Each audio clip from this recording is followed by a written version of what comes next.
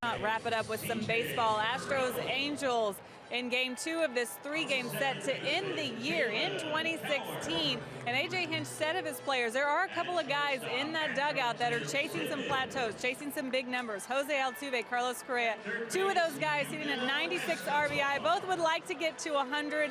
They'll get one more chance today for sure. Not likely to be in the lineup tomorrow. So this could be the last day we watch Altuve and Correa, two guys who've meant so much to this club for a couple of years now. For Correa, many years for Altuve, but what they've done in that 3 and 4 hole really changed the entire dynamic of the lineup for the better, I would like to say, guys. Ashton Blum, I'll let you guys talk a little bit more about these two guys and what they've meant.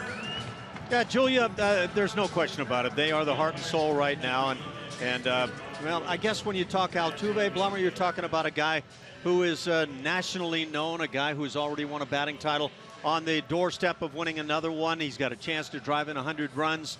Just a great season. And Carlos Correa, one of the great talents, I think, youngsters in the game. Yeah, and those are all great superlatives that you can actually put a statistic next to. But what I like is that both of these guys are playing extremely well together. But down the stretch, knowing that they had a chance to be in contention this late in the season, they had to fight through some injuries.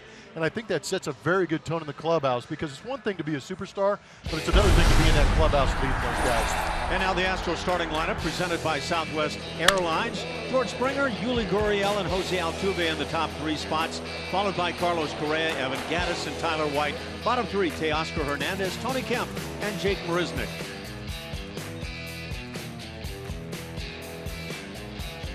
So we're set to go. George Springer settles in, had a hit in last night's ball game. 29 home runs. You know he'd love to get to 30. And he's a guy that simply scores a lot of runs for the club. Now entrenched in that leadoff spot, 116 runs scored this year for George.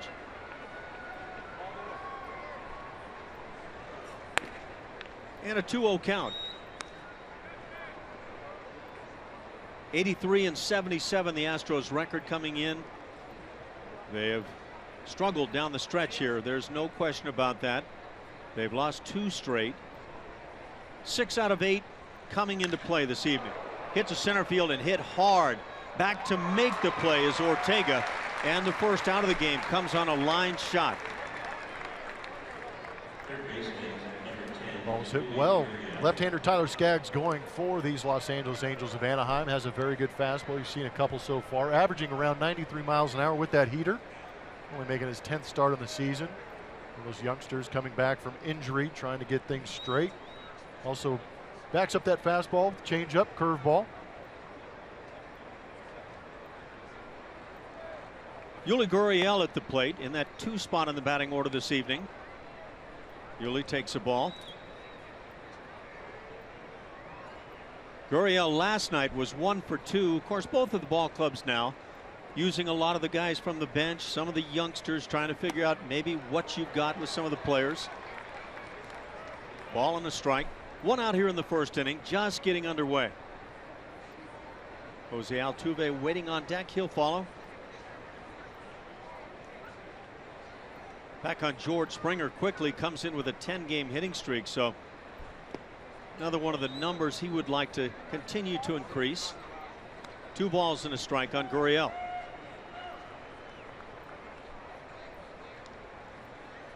How do you feel about hitting streaks that go over the offseason and supposedly continue through the next season? Yeah, to me, it's really not valid.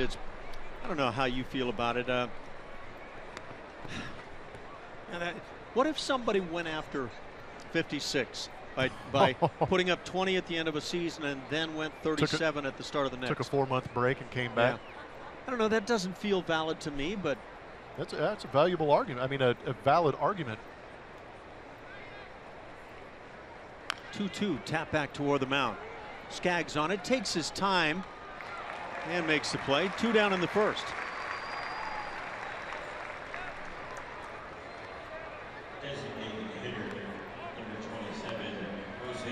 And it brings up the league leader in hitting, Jose Altuve.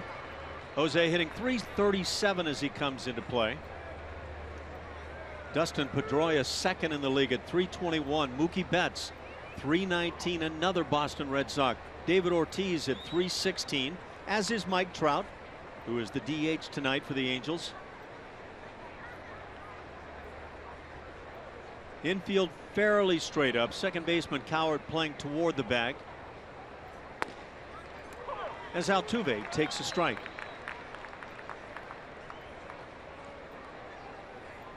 Jose had a base hit in last night's game. Went 1 for 3. That on-base percentage has just slipped under 400 for Jose. Comes in at 396. He is slugged at 553 with those 24 home runs on the year. And he's 4 RBIs shy of 100. Taps the 1-1 foul. 1-2 on Altuve.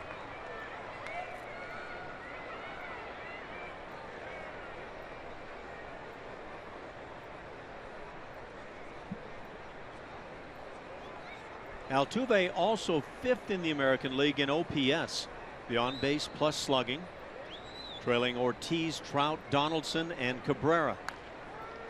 Gets a piece on that curveball. Count stays at 1-2. And Altuve still scoring a lot of runs, 107 runs scored.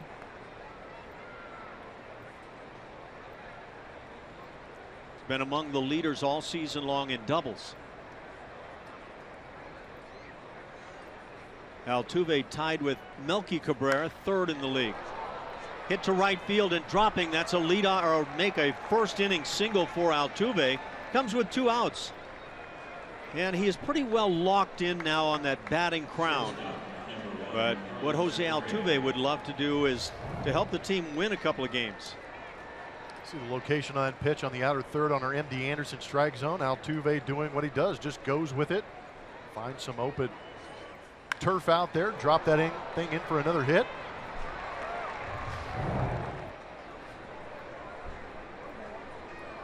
For Altuve, 28 stolen bases. Does the number 30 mean anything special to him? We'll see. As he's held on by Crone at first. And Skaggs comes over as Altuve's on the move. Throw to second, not in time. It'll be a stolen base for Altuve. And now an E3 as that throw goes into left field. Altuve moves to 3rd. So there's stolen base number 29 for Altuve.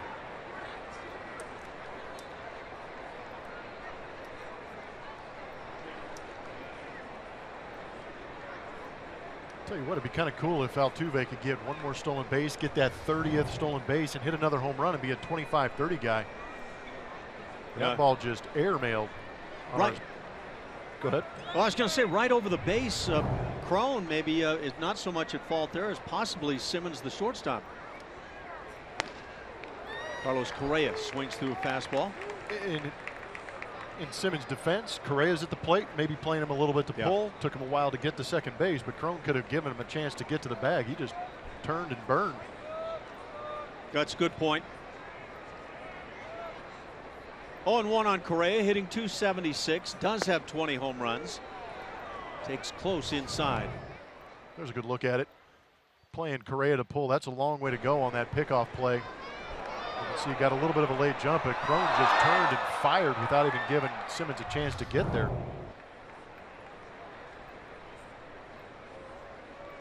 The 1-1. A breaking ball in the dirt. Handled nicely by Gratterall, the catcher. People used to say to catchers, and I assume it's the same today, when you come up firing to second with a man on the move, just go ahead and throw it. Don't worry about the infielder. Get it up over the bag and give somebody a shot. And I don't know if a first baseman gets that kind of info. You've had a chance to play all around the infield. You know when guys are played to pull. Yeah.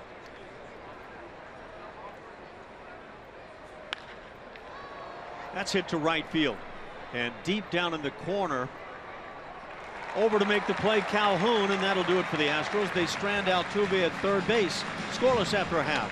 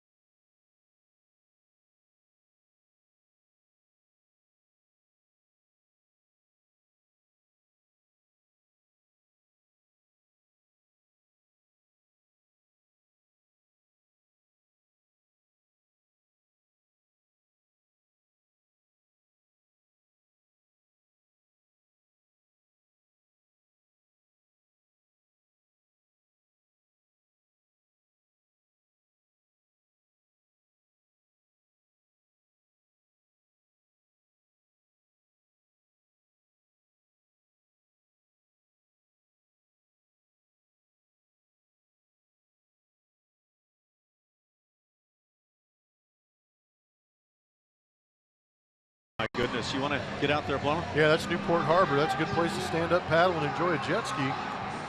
Well, we're at the ball game. We'll enjoy the bottom of the first inning here as the Angels will send up Yunel Escobar, Cole Calhoun, and Mike Trout. He's the DH tonight and looking to pick up an RBI, maybe a stolen base, and a home run. In the middle three spots, C.J. Cron at first, the left fielder Jeffrey Marte, and Andrelton Simmons, the shortstop. In the bottom three, Rafael Ortega in center doing the catching, Juan Gratterall, and at second base, Caleb Coward. Colin McHugh looking to finish up this 2016 season strong. He's done a great job in this month of September. Seeing the bottom there, making 5 starts this month so far with that 3-0 record, 3.10 ERA. He's been competing through this month of September to keep these guys in it. And at first pitch, fastball hit in the air, right center field. Easy for Jake Marisnick. And for Colin McHugh, his first out of the night. I completely agree with you about Colin McHugh. Had that very rough first outing of the year. He's had one other tough one, but everything else, I mean, he's gone out and battled. He's given the team a chance to win, and he's been on a real nice run. And in those starts that you're talking about where he didn't have the best outings, he's come out after a third of an inning, giving up some big runs. You never heard him complain. Nope. Took complete accountability for what had gone wrong, made the adjustment, and has done a great job here in the month of September. Brings a strike on the 2-hitter, Cole Calhoun. In the month of September, Colin McHugh is 3-0, a 3.10 ERA. And he's gone undefeated in 14 career starts as an Astro in the month of September. In fact, he's 11-0 in that span. So Reggie Jackson may be Mr. October, but apparently Colin McHugh making a bid to be Mr. September.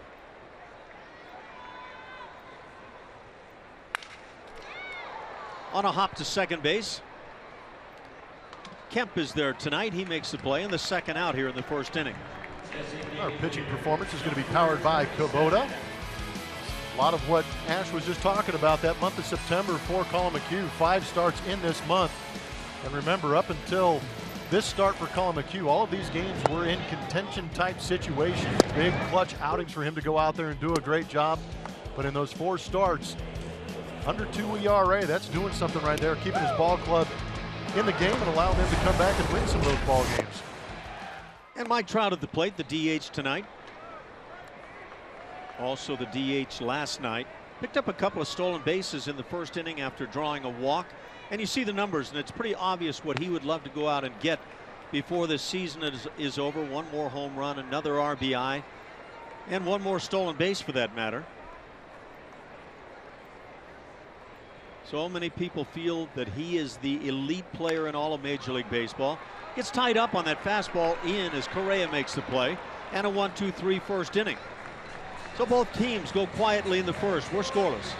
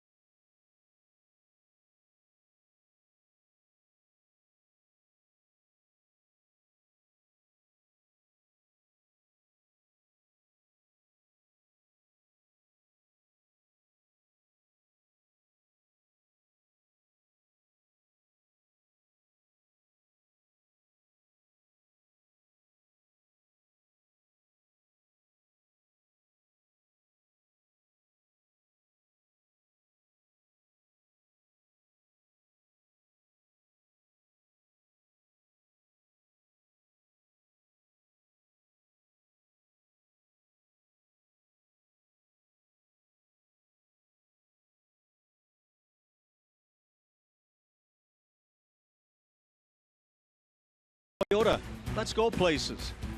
By Academy Sports and Outdoors, donating $100 for each Astros home run and $200 for each Correa dinger to Houston Children's Charity.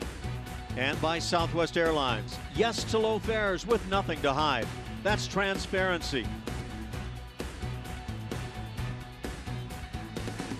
Wonder what time did you pull in from the water?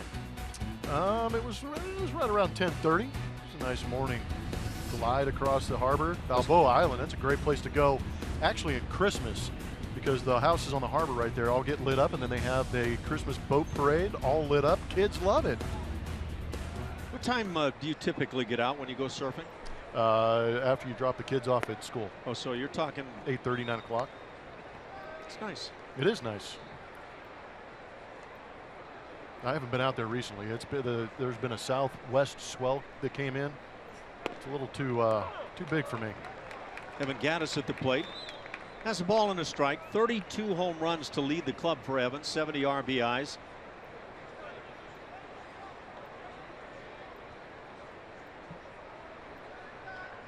The Astros have the only hit of the night. That's picked up by Jose Altuve. Skaggs brings the breaking ball. 1 ball and 2 strikes on Gattis. He'll be followed by Tyler White and Teoscar Hernandez here in the second.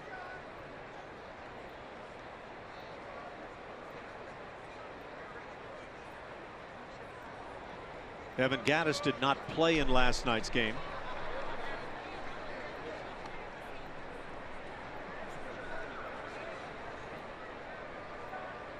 Some of the breakdown on Evan Gattis in that latter part of the season. Really good stuff, and that batting average, does that reflect what he can do for a whole season in the upcoming years in his career? Well, I'll tell you what, the home runs are up, setting a career high with that 32 that he has. But what's interesting about that number those numbers that we just saw is he caught a lot more in that second half of the season. I don't know if that contributed to him putting up better offensive numbers. It's jammed as he hits a 1-hopper to first base. Crone with the play. And the first out here in the inning. That's really a good point. And Evan has said, and you know, whether it's accurate or not, he says he feels more involved in the game when he catches, so maybe that helps him.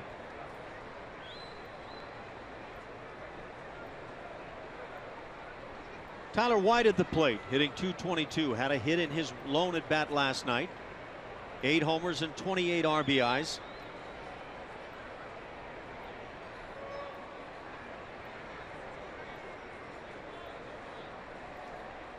Tyler even played some second base last night, taking over for Altuve.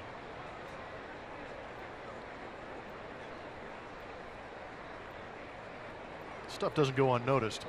We know Tyler can play third, first, now a little bit of second base. Well, he's really a different guy physically as he's slimmed down considerably, been running better. And I would say he has obviously gained the confidence of the skipper.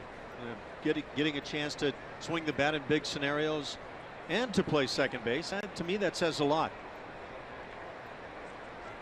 2 balls, no strikes. And the high strike. It's 2-1 on Tyler.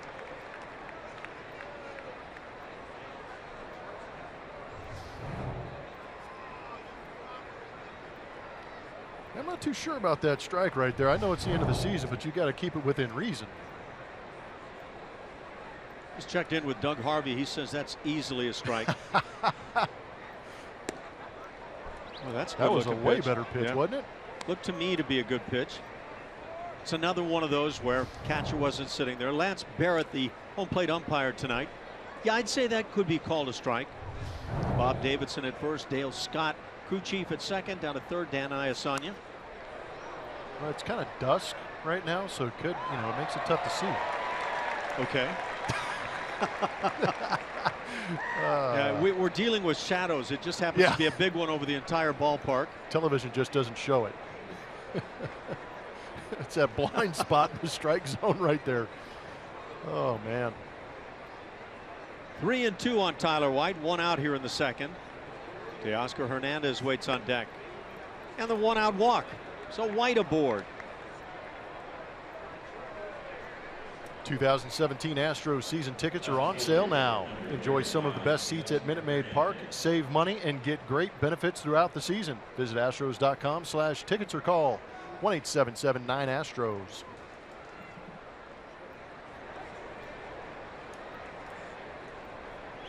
Tyler White has stolen one base in one try this year.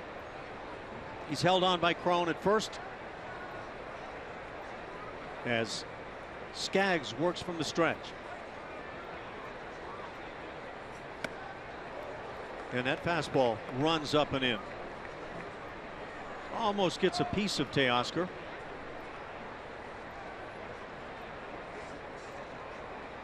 Yeah, you don't want to get hit by a pitch now. And especially you don't want to get injured in these last couple games. You don't want to have, I always talk to Brad Ausmus about this. You don't want to have those off-season ending injuries. Yeah. Don't want to ruin that. Do not foul up the offseason above all else. Yeah, there are vacations planned and golf outings, and you just don't want to mess with those. Yeah. The 1-0. Teoscar takes inside. 2 balls, no strikes. Well, see, that's all part of Brad being as smart a guy as he was and still is. He had it all thought out.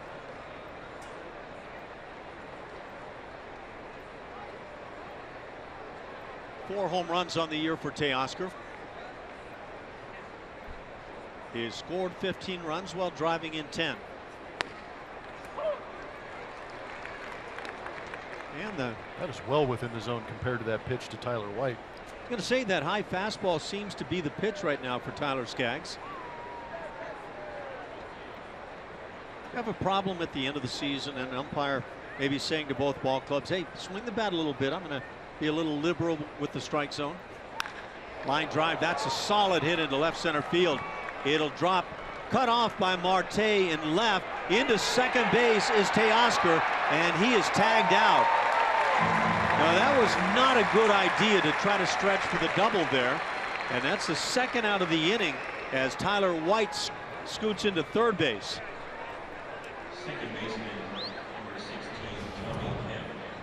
Well, first things first, good part is Teoscar got himself a heater right down the middle, put a good swing on it, laced it in that left center field gap.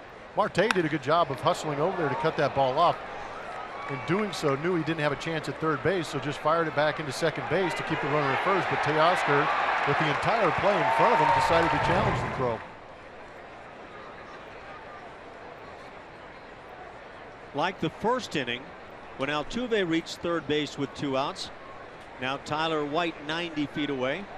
Infield draws in on the corners. Tony Kemp at the plate, and that perceptual chance for the bunt.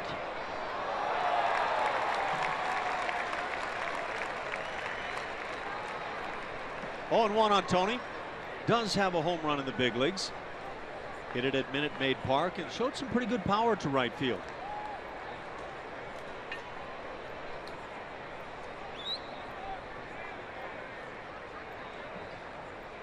Tony Kemp now in his 58th game of the season with the Astros. And that foul ball, we're going to give it a shot, and we're going to look at our Lexus defensive ratings. Jeffrey Marte out there in left field. Rafael Ortega and Cole Calhoun. Rafael Ortega in center field, giving Mike Trout the opportunity to play DH. Going to test those arms out there. And again, left field a little bit deeper out here in Anaheim, giving Gary Pettis the opportunity to wave some guys home on the long throw. Kemp lays off the breaking ball. 1-2.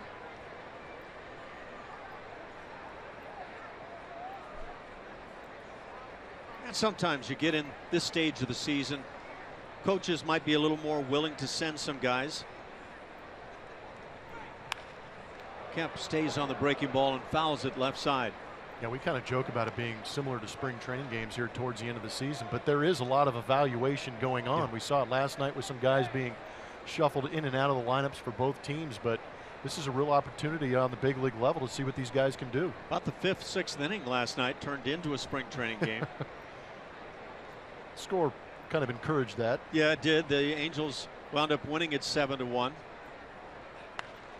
And again, Kemp fouls it left side. What have you learned about Tony Kemp in his opportunities now to play at the big league level. I like what he's done as far as ABs. He doesn't seem to be intimidated by situations he's been put in, because we've seen him start games, we've seen him come off the bench, pinch run, but I've actually been pretty impressed with some of the pinch hit ABs he's been able to come up with. And I think he's a guy that knows his ability too, not trying to do too much, stays up the middle, kind of slashes the ball the other way. Tough draw tonight coming into this ball game and starting against Tyler Skaggs too.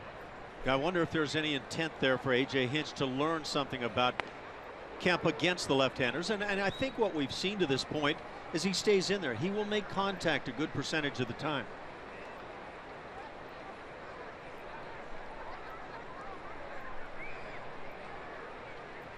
Tony hitting just .219.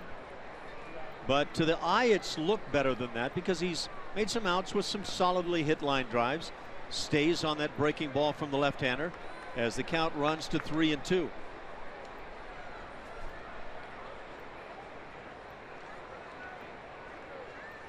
Tyler Skaggs, originally drafted by the Angels, as the Angels already get some activity going in their pen. Mike Moore on the right-handers throwing.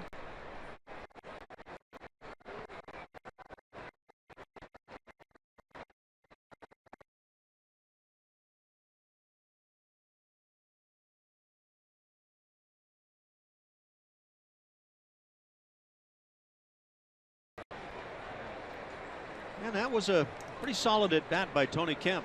Yes, it was. Or plate appearance, as it turns out. Pitching coach Charles Nagy out to the mound, and I don't know, the look on his face makes me wonder, are they trying to figure out, is there something physically wrong with Skaggs? No, I think, you know, that look on Nagy's face right there kind of says, I know it's the end of the season, this is your last start of the year, but you can't be walking Tony Kemp. Left on left matchup, your stuff is too good for this. Make him hit his way on. Skaggs was a first-round pick by the Angels in 2009, 40th pick in that first round. And he signed with the Angels and then was sent to the Arizona Diamondbacks, part of an earlier deal. Well, that'll kind of mess with your mind a little bit, but then came back to the Angels, part of a 3-team trade. Dan Herron, probably the big name at that time in that deal. Yeah, that was pretty interesting with Tyler Skaggs. I was in Arizona when Skaggs was a part of their minor league system. Jerry DiPoto, who is now the current GM for the Seattle Mariners, was in Arizona as assistant, traded for Skaggs from Anaheim, became the GM of the Los Angeles Angels of Anaheim, traded for Tyler Skaggs back. So it was kind of a unique route, but Jerry DiPoto was the guy that was involved in getting Skaggs both places. So he knew what he wanted anyway. Yes, he did. He was adamant about having him. From Santa Monica. 1 ball and no strikes. Jake fouls it back. Marisnick hitting just .204. And that's not another one of the things you kind of deal with when you get to the end of the season and a guy is close to dropping under 200. Is he willing to play and take that shot at maybe hitting 190 something? A lot of guys would fall in the category of saying, I don't want to play.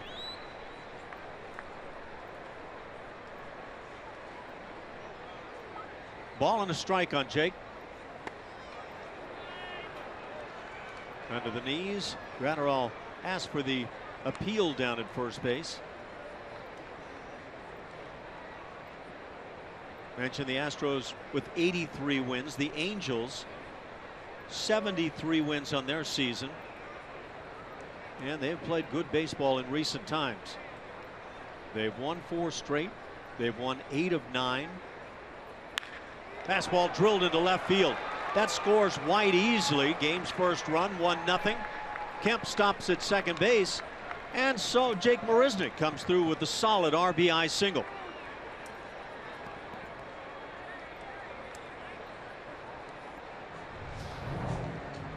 That's why you keep playing. It sounds like in talking to some of the coaching for the Houston Astros that he is continuing to work on that swing. Hopefully have some good vibes going into the off season, heading into next season. Mike Scioscia's gone out to the mound. That's going to do it for Tyler Skaggs. So not a long leash here this evening. The Astros leading at 1-0 in the second inning as the Angels bring in Morin.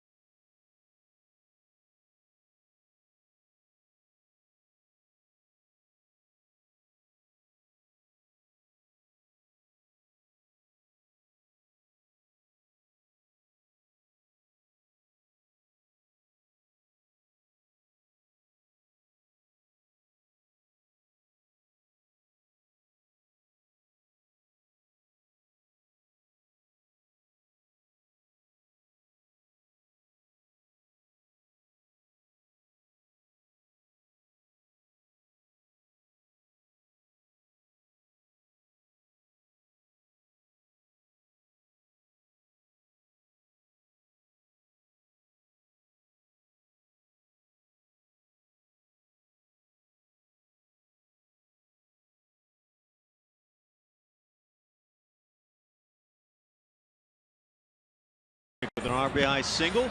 We're in the second inning. Top of the order, George Springer. He'll face Mike Moore now, just brought in 59 games on the year. And see some of the numbers, 254 opponents batting average against. That's basically average in the league. George Springer coming up. We're going to get a chance to look at our forward spray chart.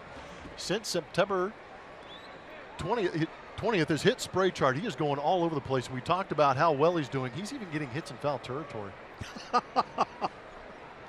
That's good, yeah. Was that a single or a double? He is that good. Yeah, that was astute right there. And so George Springer takes that kind of set of ability to the plate as he takes a breaking ball for a called strike. So Tyler Skaggs doesn't last long here this evening.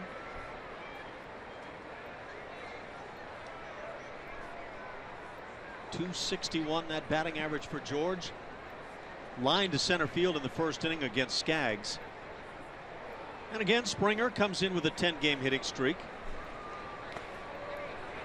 Gratterall, the catcher, just gliding to his knees to his right.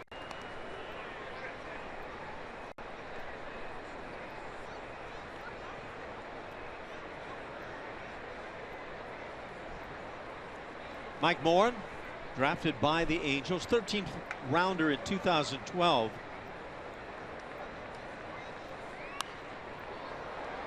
Pop foul back to the seats. 1 ball, 2 strikes on George Springer. They've got on the big board out in right field George's dad, George II, played in the 1976 Little League World Series. Nice. I want to find out what the father of Henry VIII played in.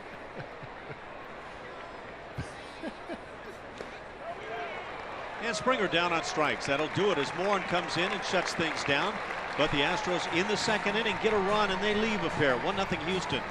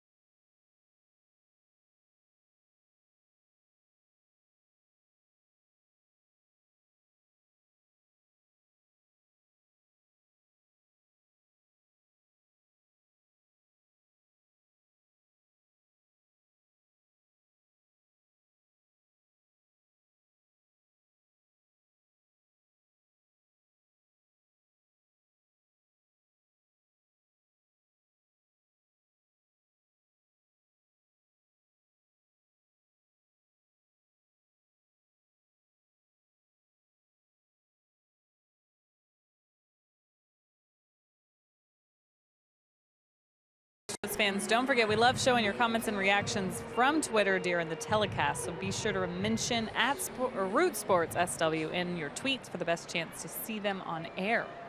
Marcus is already tweeting at us. Says they're good times and bad. Love you, Astros. Expecting great things next season. Thanks for your tweet, Marcus. Guys. That's a good fan right there. Right, Julia? That was a good fan. Colin McHugh set for the second inning. Little tapper third base side. Tough play and made beautifully.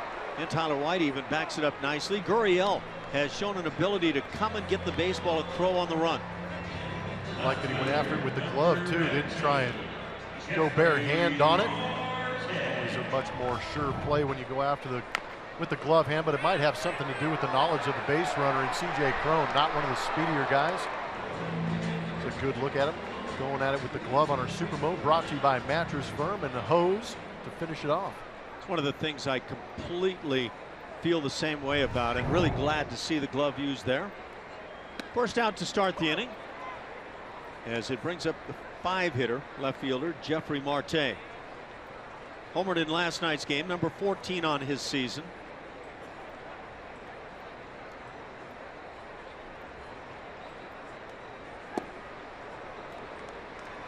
Colin McHugh right out in front, 0-2. Colin McHugh brings a 5-game winning streak with him, and that's his season long. Hit to center field. Marisnick gliding back to his left. Second out of the frame. And brings up Andrelton Simmons. Shortstop number 2, Andrelton Simmons. Colin McHugh in a bid to win his 13th of the year. Comes in 12-10. At 33 starts. That says a lot about a guy going out there every time you're called upon.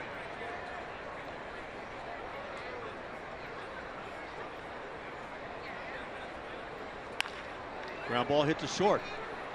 Correa will throw out his counterpart, and a 1-2-3 second inning, 6 in a row retired by Colin McHugh. 1-0 Stros.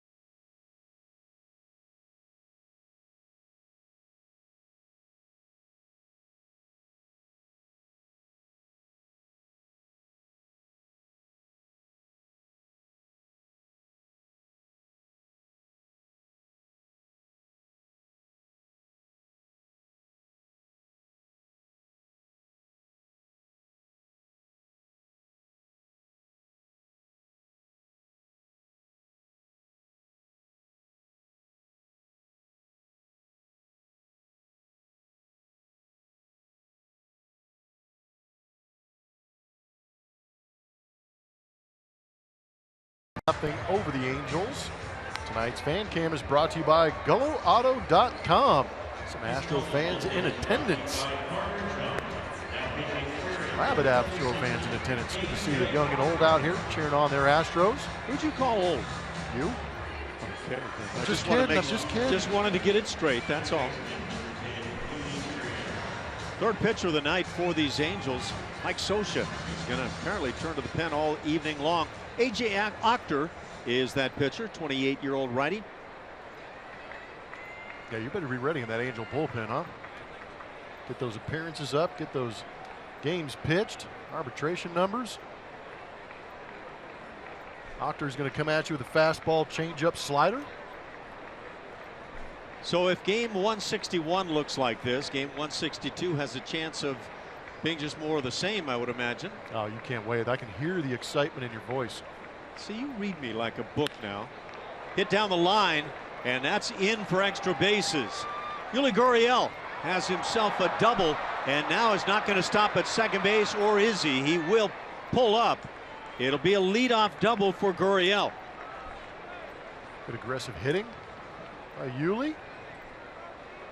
Get greedy, rack up those numbers. Don't waste any time either. You see something in the strike zone you like, rake it.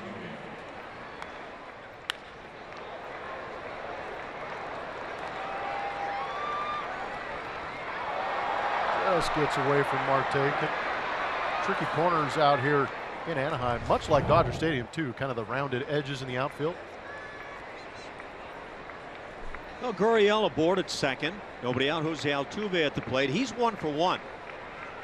Dropped a single on a line into right field in the first inning, then stole second base and drives one to right field. Now as Calhoun goes back right in front of the wall, he'll make the play.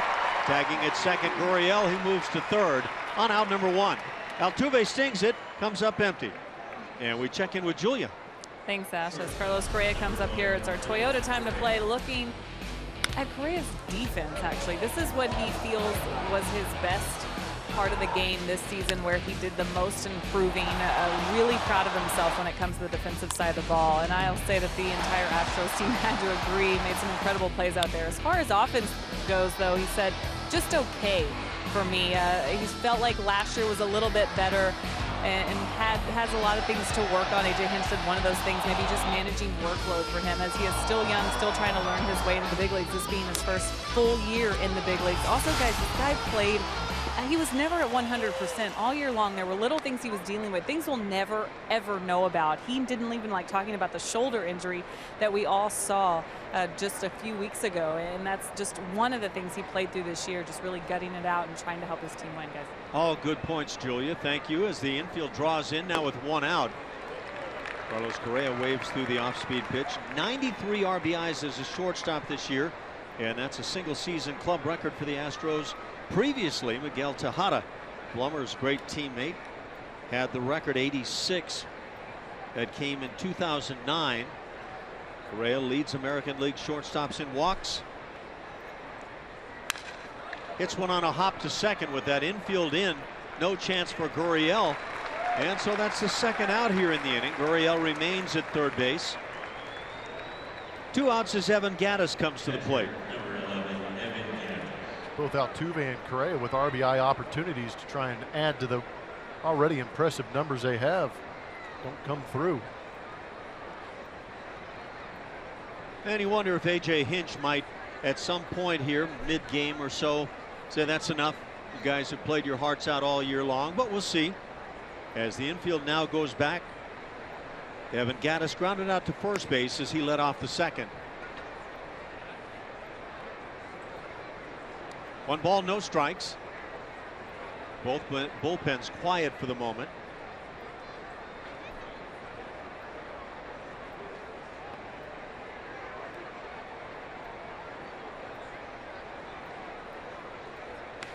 Gattis takes down and away. Evan Gattis was a in high school traveling squad teammate of Clayton Kershaw. I guess he had a pretty good idea early on what good pitching looked like.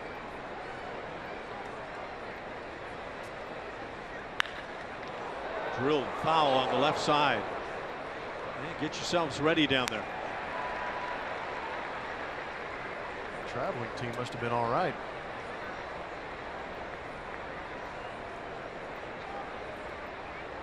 It would have been a fair fall off, you would think, when you go to the second pitcher, when you've got Clayton Kershaw as your number 1. Chopper up the middle. That is stopped by Simmons. The throw to first not nearly in time. Scoring easily, Gurriel. It'll be an RBI single as the Astros add to their lead. It is 2-0 here in the third inning, and Evan Gattis picking up another RBI. That's number 71 for Evan. Nice work, not trying to do too much. Kind of gets blown up a little bit, but places it perfectly, even with Andrelton making a great play on it. Too much speed from Oso Blanco. How many times have we said those words? Not as many as we did last year. The triple machine you're talking about. Exactly. So Gaddis aboard at first. Tyler White at the plate. Tyler drew a walk and scored the Astros' first run of the evening.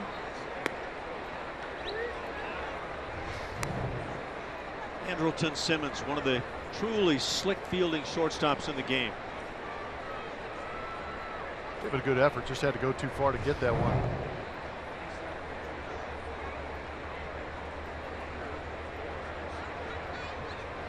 One 1-0 on White. High fastball at 91, right on by the bat.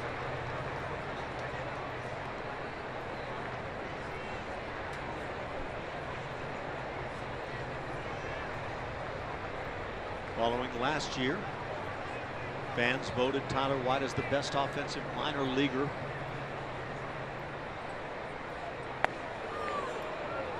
Two and one on Tyler.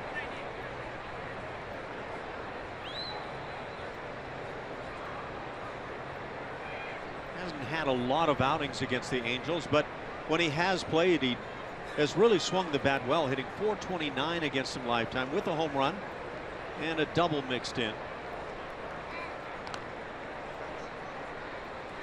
Well, there's that reputation of the speed down there for Evan Gaddis drawing the throw. Good call.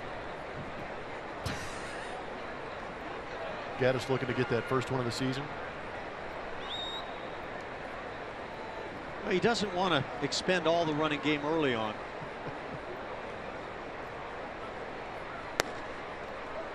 Three and one now on Tyler White, as Teoscar Hernandez waits on deck.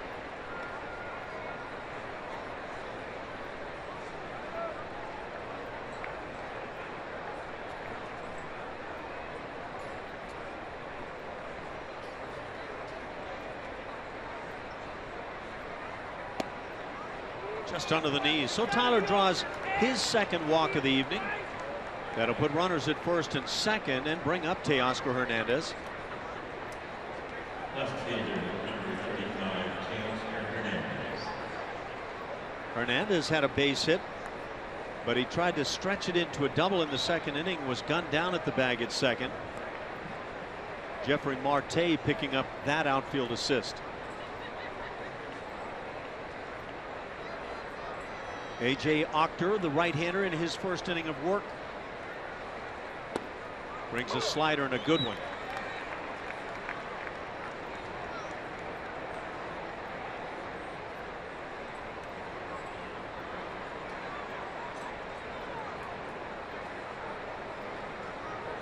Now, big games going on around Major League Baseball. It's all about the wild card chase now.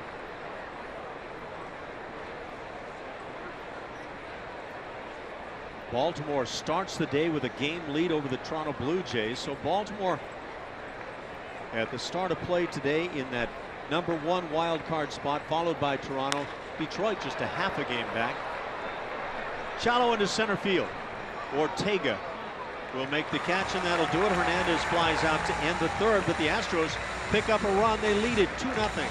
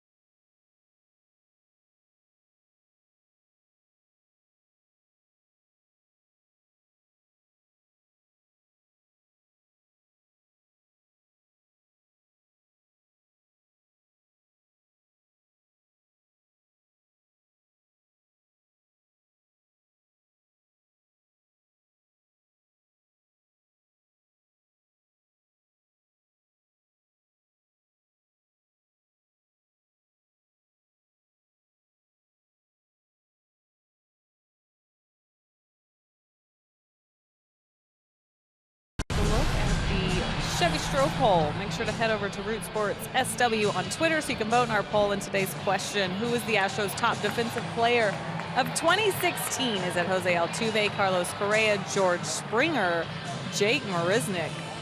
Wow, that's tough.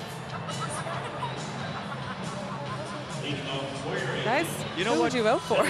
Julia, when you've got choices that good that when you read each one you think, maybe it's him, then you're a pretty good defensive club. It's me? Absolutely. You saw my defense in right field. Springer, you got leapers. Springer he spoke very highly of it, if you guys remember. I do remember. Yeah. I was witness. He was a big fan of my defensive abilities out there. I've tried to forget, Julia, but you were pretty spectacular. I just we can lied go to the right video. through my teeth, yeah. We do have that video still? Oh, I'm sure you kidding me? It's on Julia's demo reel. That's right. She's going to be the next Tom Amansky. Well, I'm choice E, so. Oh, E's going to win now. You just ruined the Stroh poll.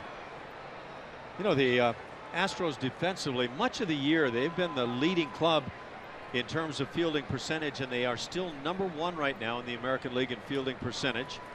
So, yeah, that really speaks to it with 4 names that good defensively. 5, I'm sorry, I forgot about Julia. Jake Marisnick is actually pretty high on the DRS, which is the defensive run saved list. Well, that's not going to go against anything you and I believe. Great center fielder. Well, you always feel biased when you're watching a guy like Jake Marisnick go out there, but it's always nice to all of a sudden see those numbers pop up that actually back up what we're seeing. George Springer as good as anybody in right field. Drive way foul down the right side. And I think Altuve, contrary to what apparently some people nationally feel, I think he's a whale of a second baseman. Carlos Correa, to me, has made the consistency strides at shortstop that I really hope to see this year, and he's done it. He has done that, and he's done the spectacular also. Ground ball hit to Tony Kemp at second. He'll back to make the play. Out #1. A reminder, as you enjoy a cold one, to look forward to Miller Time later in tonight's game. Brought to you by Miller Lite. As you enjoy yourself some cold, refreshing outfield play. These guys can flat go get it, disregard for their body. Could unleash the fury out of their arms, too, when they needed to. Get up on that wall, Jake. 1 out, the 8-hitter. Juan Gratterall at the plate, doing the catching for the Angels this evening. He is yet to homer, 3 RBIs. Ground ball right side. Tyler White is there. About 10 feet from the bag, but initially looked toward Colin McHugh as if he wanted his pitcher at the bag. Eventually Tyler gets that out. 2 down. There's some numbers on that outfield throughout the course of the season. 45 outfield assists. Most in Major League Baseball. George Springer doing a phenomenal job.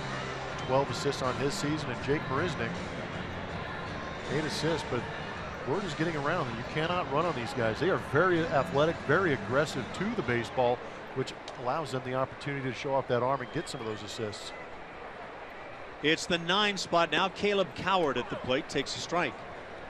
Colin McHugh, very sharp, has retired the first 8 he has faced. Coward hitting 185, does have a home run.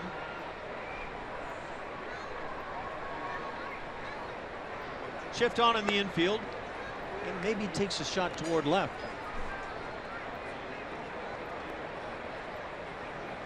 No balls, 2 strikes. And again, Colin McHugh in a bid for win number 13 this year, winner of 5 straight.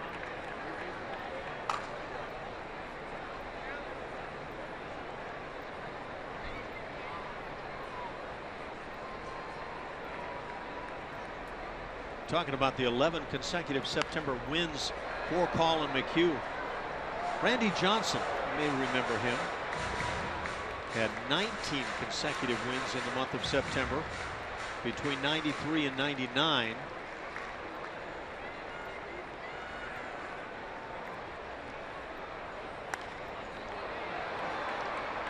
Foul on the left side. Count stays at 1 ball and 2 strikes.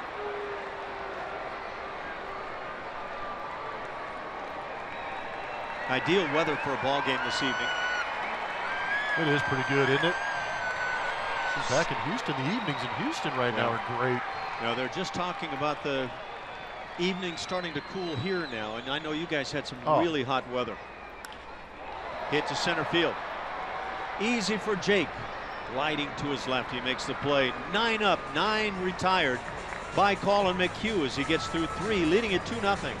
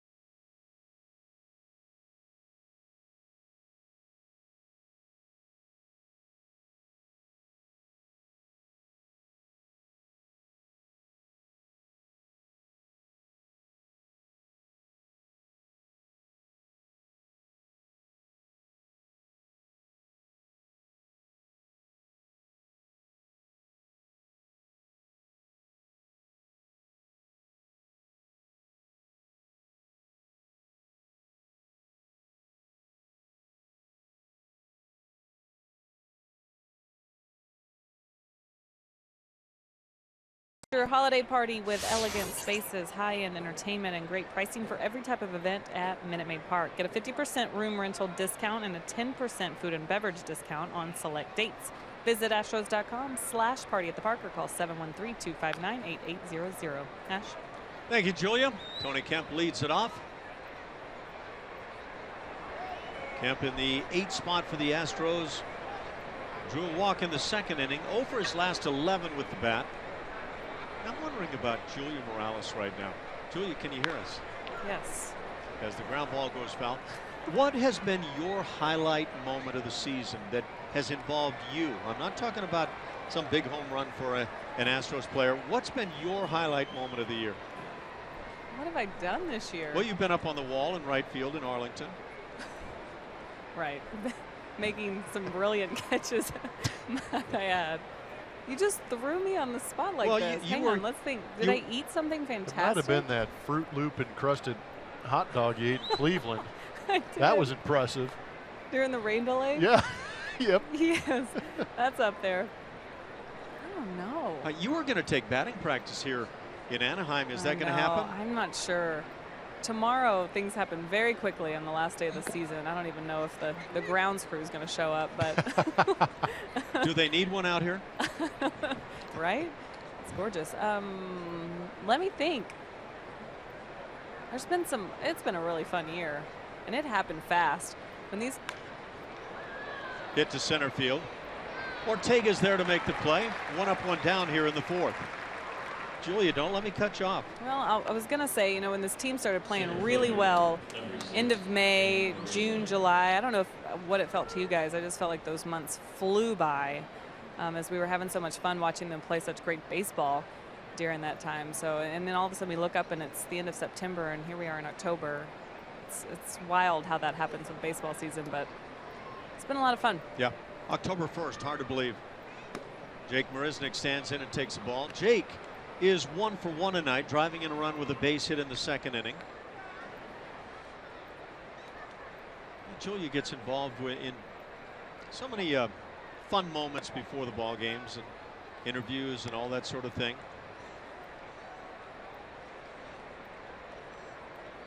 Blummer, you were up on the wall making some plays out there. I don't know. I had a blast.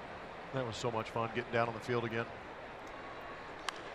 Marisnick fouls it back. 2 balls and a strike. Marisnick batting with 1 out here in the 4th inning. 2-0 Houston.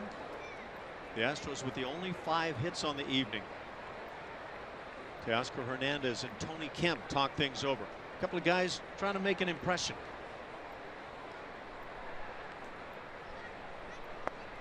Strike at the knees. 2 balls, 2 strikes.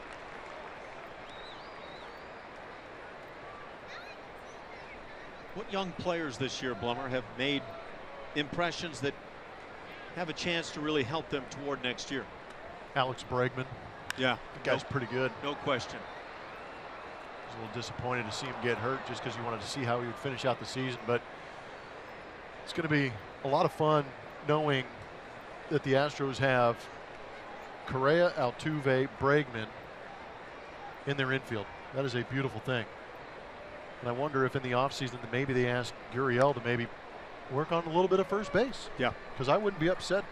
Gurriel's bat is going to play for me in the big leagues. So if you can find him a place at first base, might not be too bad. He plays a great third base too, Yuli does. But for me, Alex Bregman's the guy at third. Yeah. I think everybody would agree with that. There have been some pitchers that have come in, and I know you've talked about Yandel Gustave, and rightly so with that great arm of his. Michael Feliz has been a guy we've talked about this year. Chris Stavinsky, what a great year. Absolutely. He's probably turned the most heads, gotten the most attention for what he's done. And some people, as Marisnick fouls another one off, saying, well, why not make him a starter? And he wants to be a starter, and who knows what's going to happen in the future. But maybe you could talk to what A.J. Hinch is going through with the great job done by Davinsky out of the bullpen. Well, I think what's interesting about Davinsky is when we came into the season, we knew good fastball, good changeup. In the air, shallow down the right field side. Tough play, and it's going to drop for a hit. Second of the night from Marisnick. Streaking to second, and he's in there. He's got himself a little pop fly double. So with 1 out, Marisnick in scoring position for the top of the order. Talked about Jake in his first at bat hovering around the Mendoza line, but he has got 2 knocks on the day to get him well away from that. Yeah, he's safe now. Drop shot, right field. He was battling, fouling off some tough pitches here, right in the Bermuda Triangle, finds it. Good hustle too, by the way. Watch him when he gets around first base and starts to air it out. Yeah, that's another gear.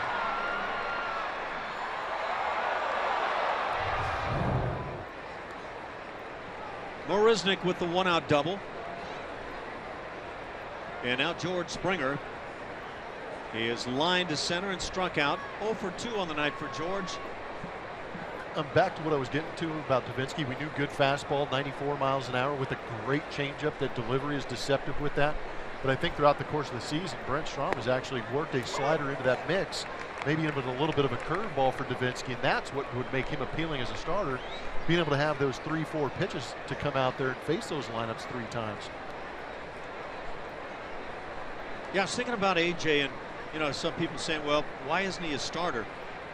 Well, he's held this team together through some tough ball games.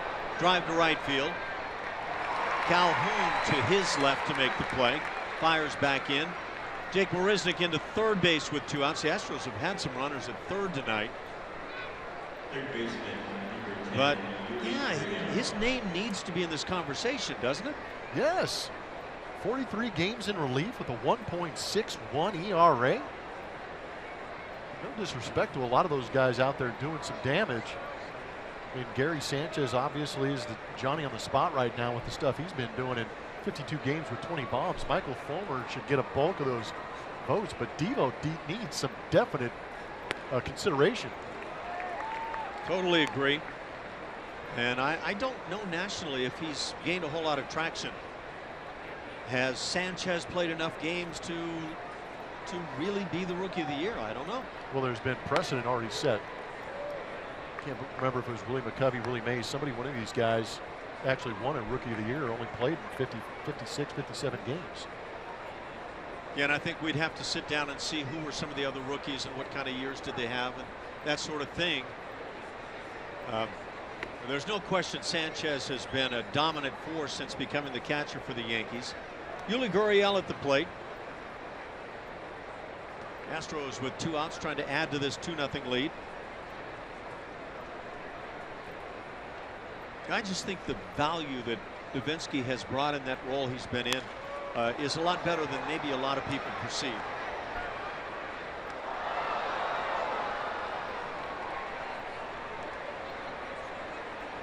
Gurriel hit the scene and swung the bat well. He has struggled here in recent times a bit. And you wonder, is he in a learning process right now or just kind of hitting one of those funks that everybody goes through?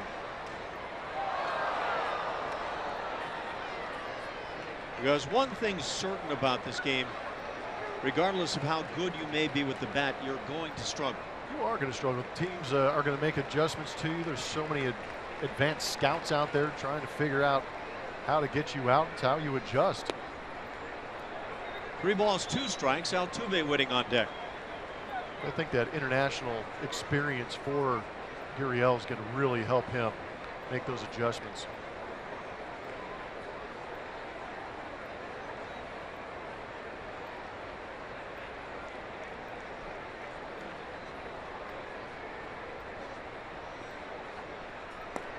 And Gurriel draws the 2-out walk.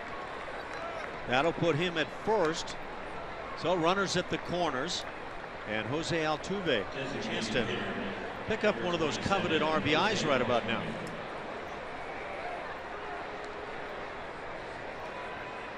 Altuve with 96 ribbies. He could really annoy his buddy on deck by going deep right here, drive in 3.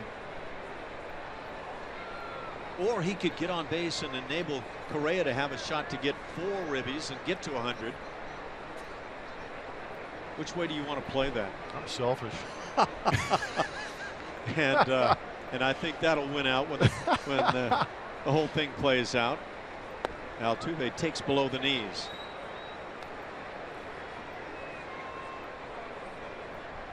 .24 home runs for Jose, 5 triples, 42 doubles. 1 for 2 on his night. Has stolen his 29th bag.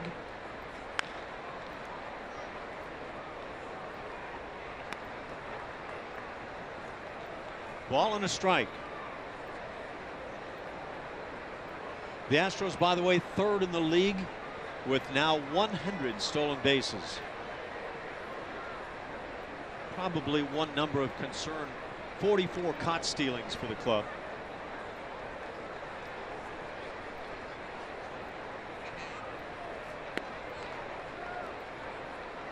And then there's the team batting average, 13th in the league. They've been roughly 13, 14, 15 going round and round all season long. The Astros hitting .246. Carlos Correa preparing for that chance to maybe drive in some runs here.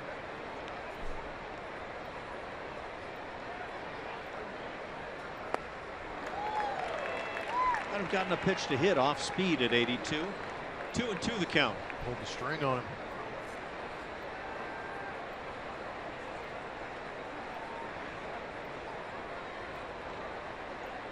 We've talked about the dimensions to left center field here.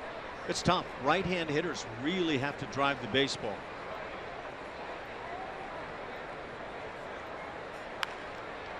Chop foul again. Altuve with that uncanny ability to get a piece of some tough pitches.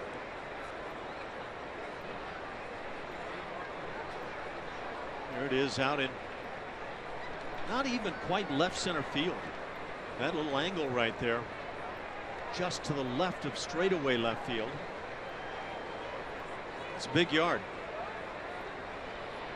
Altuve lifetime against the Angels at .365 batting average, 8 homers, 34 RBIs. Go ahead and add to those numbers. Just inside. Good take. Might have locked him up a little bit. Again off the edge. Good job by Lance Barrett, the home plate umpire. He has not compromised that strike zone a whole lot tonight.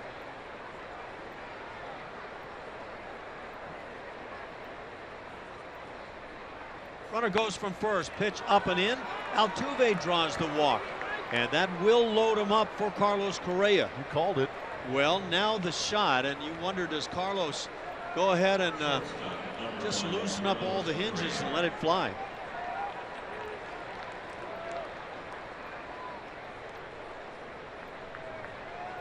The Angels now loosening another right-hander in their pen. It's craziness.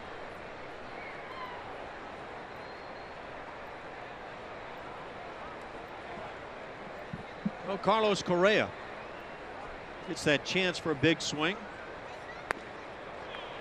Offers and comes up empty.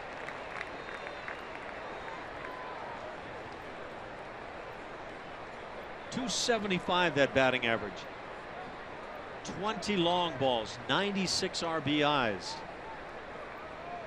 .351 against the Angels this season with 5 home runs and 21 RBIs.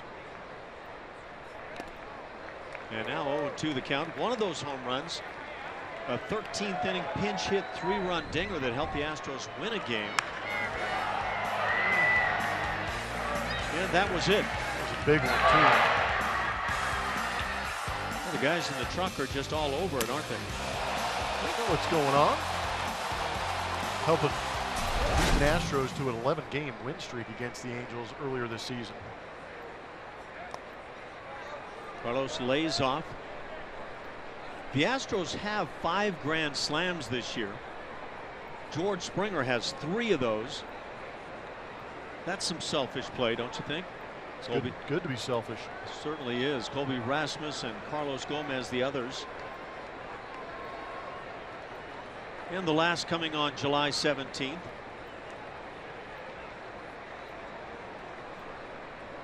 The 1-2. Just in on the inside corner as Correa is caught looking. So that'll do it for Correa and the Astros. They lead 3 in the 4th inning. Still lead at 2-0.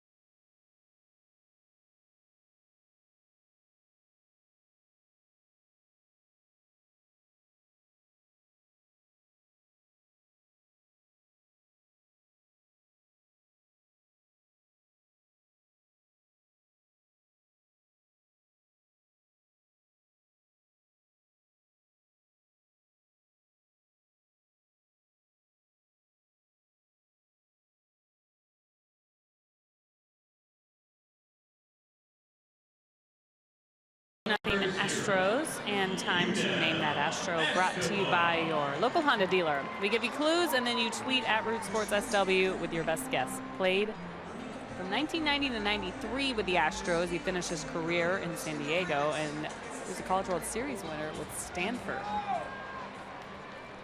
Good luck. Do you guys know? I think so. I don't have it. No. Colin McHugh has it tonight. He brings a good curveball for a called strike. Top of the order again. He has worked perfectly through the first 3 innings. Has not struck out a man. As Yunel Escobar chops one foul. 0-2 the count.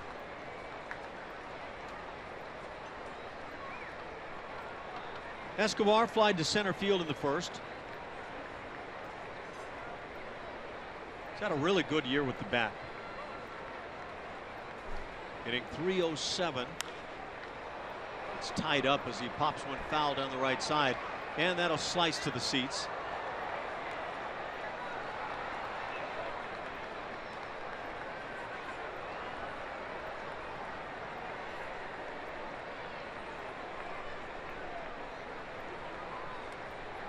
That .307 batting average represents the 8th best mark in the American League. Jose Altuve at the top at .338. Dustin Pedroia 18 points back now. And the slider gets him. First strikeout tonight for Colin McHugh, as he starts through this order for a second time. One out for Cole Calhoun. Pretty good location. Start that thing on the outside edge. Hitter starts his swing, and that's when that ball decides to break away from the barrel of that bat. Good pitch. Doesn't look like Colin's trying to do too much to be effective tonight.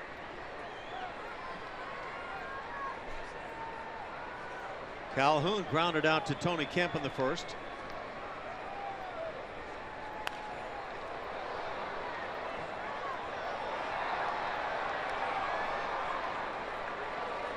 Good and dangerous hitter. Very good right fielder.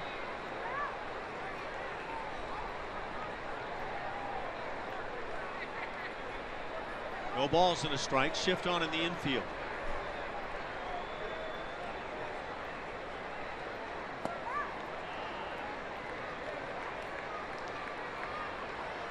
A ball and a strike.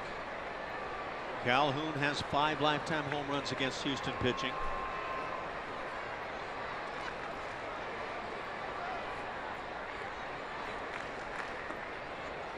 Curveball misses away. 2-1. Coming into play tonight, Calhoun 11 hits in his last 20 at bats. And that right on the heels of a 4 for 26 slump that he had been in. 7 of the last 11 hits for Calhoun. 4 extra bases.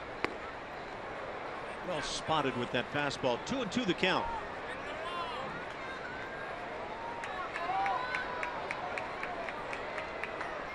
Had his 18th home run of the season this past Wednesday. And those 18 home runs represent the 2nd best in the career of Calhoun. Hit 26 a year ago. Pops it up. Down that left side. Teoscar will sprint to the spot and make the play. 2 down in the 4th inning. Come celebrate your birthday the Astros way. Cheer on your favorite team while throwing a birthday party at Minute Maid Park. For more info, visit Astros.com or call 713-259-8996.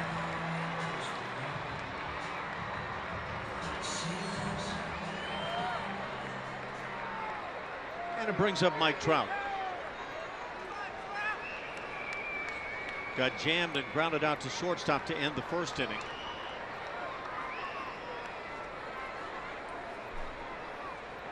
Six of the first 9 outs recorded by Colin McHugh via the ground ball tonight.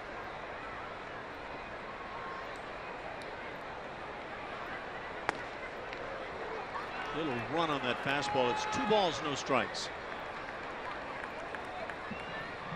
Hard to believe Mike Trout, though he was a 1st-round pick back in 2009, lasted till the 25th pick of the draft.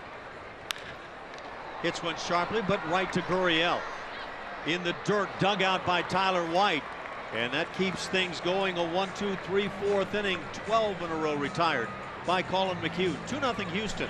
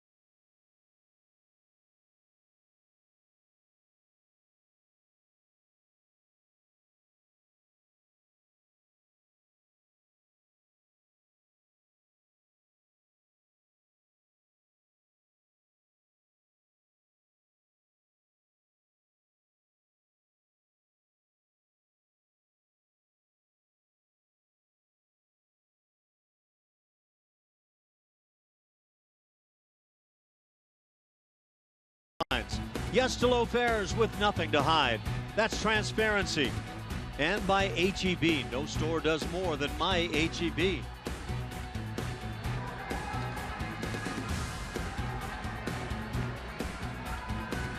Still filing in. Word's getting out. Colin McHugh has retired 12 in a row. We go to the 5th inning. The Astros lead it 2-0. And the Angels turn to the bullpen once again. They bring on right-hander Deolis Guerra.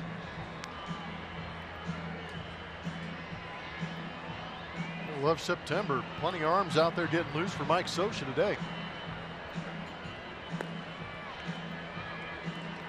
No word on the Angels making any further call-ups today. May have to. They've got about 6 guys on a plane here right now for tomorrow. Guerra pitched with the Pirates last year, his first year in the big leagues. Went 2-0. In fact, he's 5-0 lifetime now in the major leagues. Just his 2nd year. Yeah, Mike Scioscia is going to keep us busy on the scorecards tonight. Guerra, pitcher number 4 for the Halos.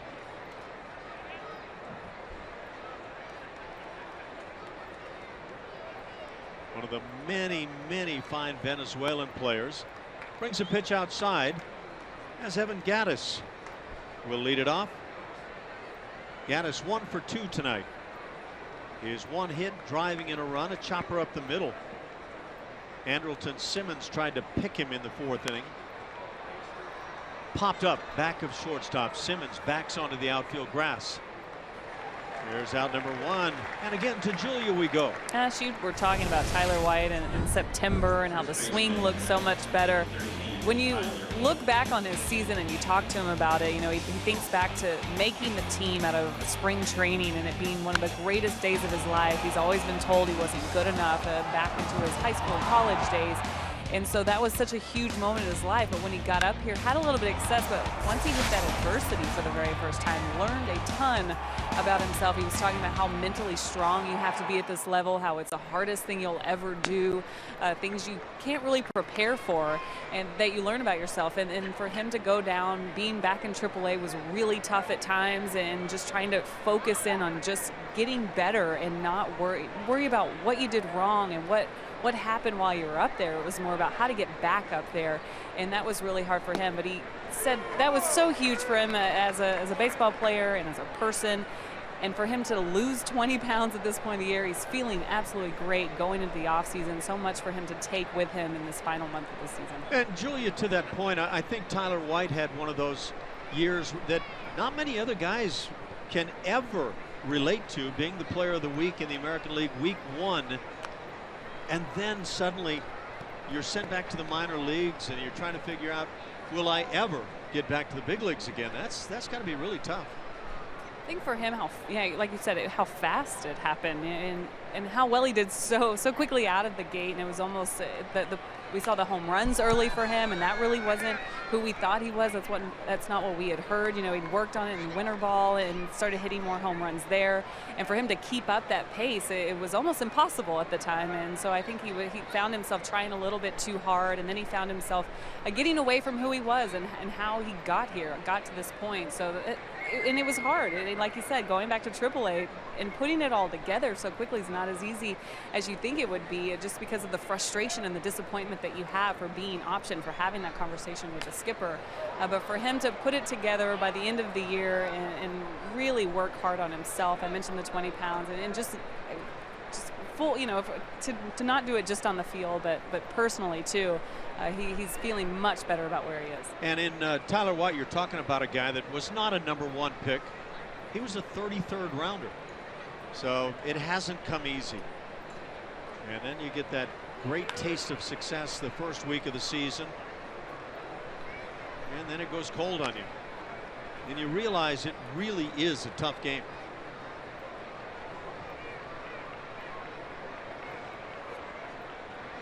When you add it all up for Tyler White, he's now in his 85th game on the year. He's hit 8 home runs. The batting average is not going to leave him overly pleased, hitting .222 as he stands in.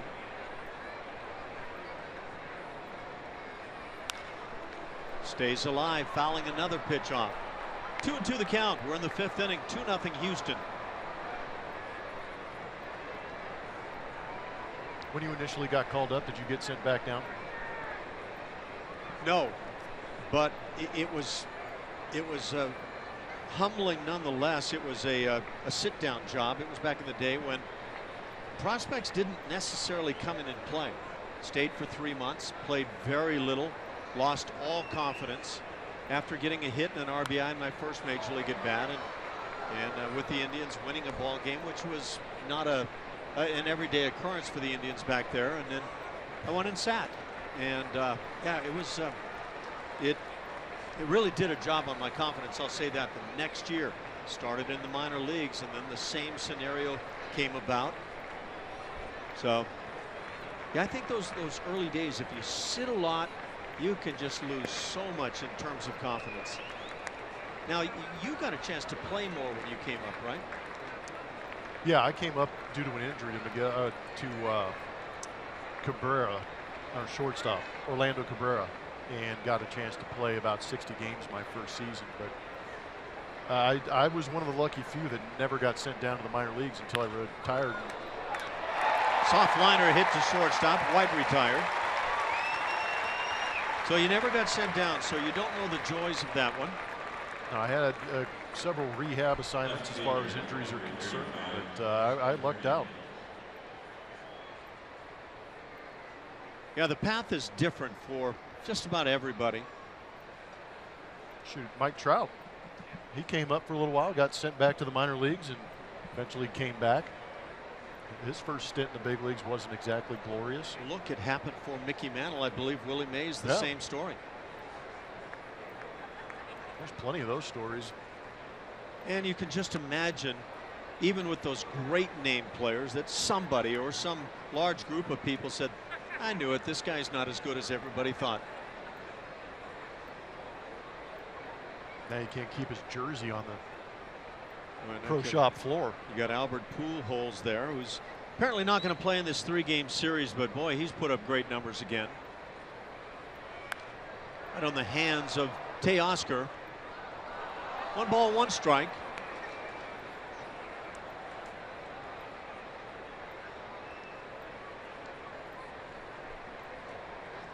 I think of some of the players I played with that I had the initial impression of, boy, this guy is going to be a star. And one of those guys was Dennis Eckersley. And one was Ken Caminiti. Cam came on the scene and I mean just tore it up when he got there. And then he hit the skids. It was a little bit like Tyler White, not quite that same kind of scenario. 2-2 the count. Dennis Eckersley didn't believe that anybody who came to the plate belonged to be up there, and I mean nobody. You tried to put him in his place, though, didn't you? Yeah, well, you know, he was a fun teammate. I dropped him on his final start of the year after he picked up 200 strikeouts. We had an unusual play on with runners at first and third, and fired back, caught him in the head. He was dragged off the field. That's one of the best stories I've ever heard. And you got a standing ovation from the Yankees. From the Yankees. Yeah. They were all big fans of Dennis Eckersley at the time. Hit on the ground left side. Tough play for Simmons. He'll fire and get Teoscar Hernandez. And a 1-2-3 5th inning. Through 4.5. 2-0 Astros.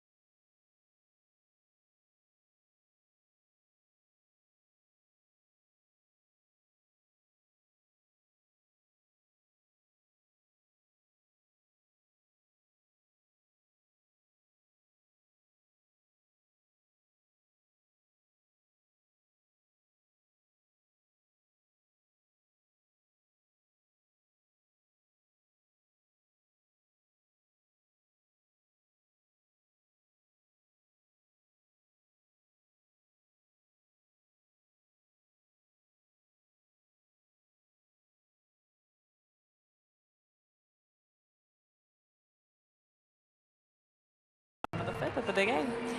And it's time to name that Astro, presented by Honda. We gave you some clues, and you guessed.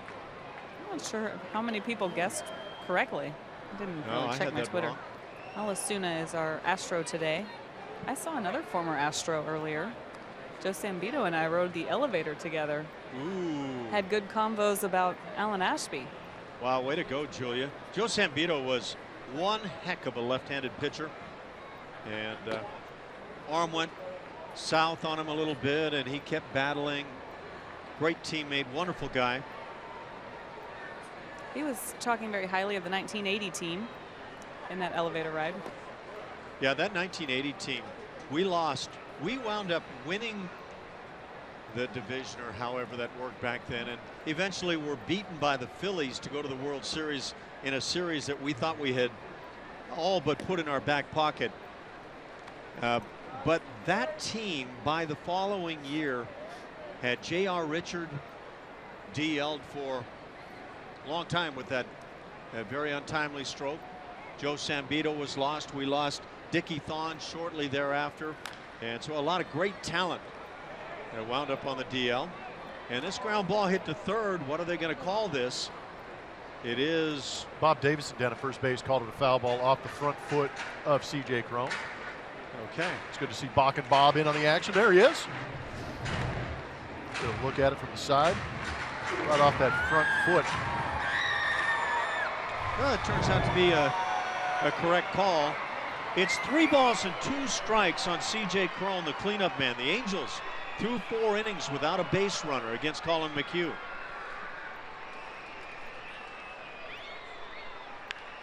Out on the hands, little looper, and a great play by Correa. There's some range, and that's a big play from the perspective of Colin McHugh. Out number 1. Ball not hit very hard, but put in a very unique spot.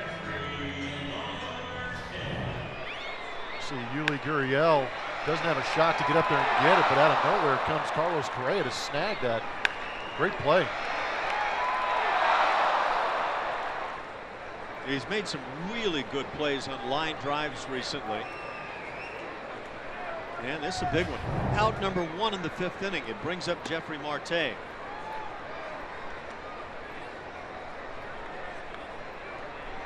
Yeah, for me, he's become a more consistent and excellent shortstop.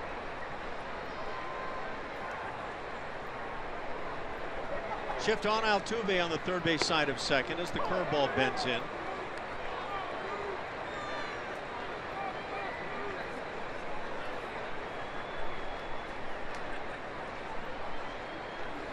Yeah, I really felt like some of those early 80s teams, if we could have thrown a little more of that talent back together, could have been as good as any club going. McHugh with a 1-2 count.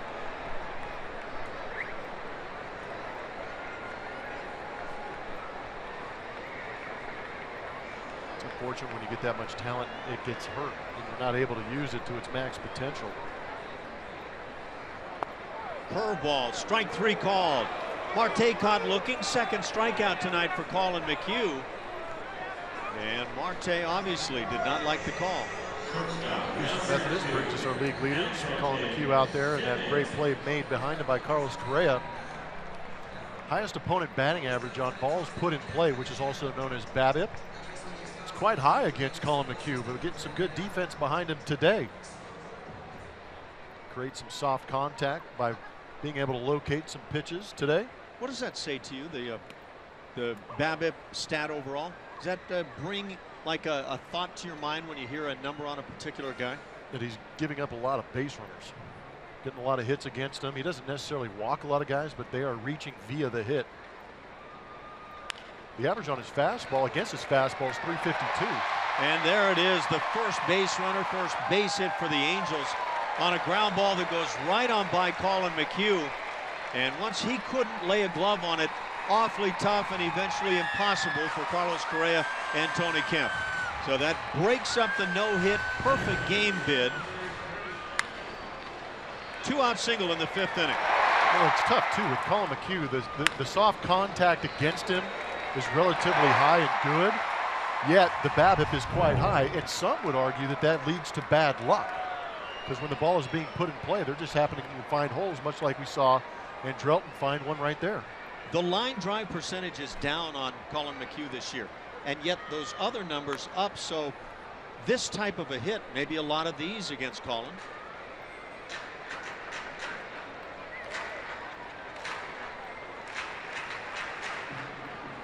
So that was getting a little bit fun there. 2 outs in the 5th inning. But Andrelton Simmons, Angels' first hit of the night. Rafael Ortega at the plate. Has a strike on him, and now 2.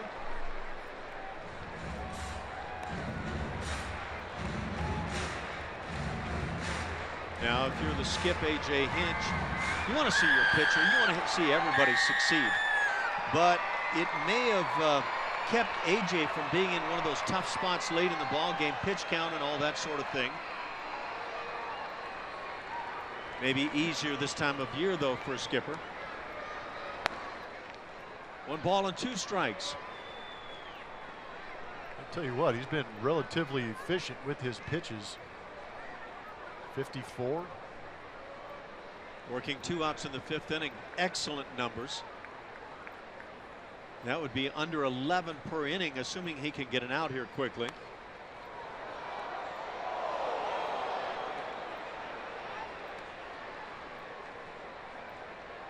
The Astros, with runs in the 2nd and 3rd innings, lead it 2-zip.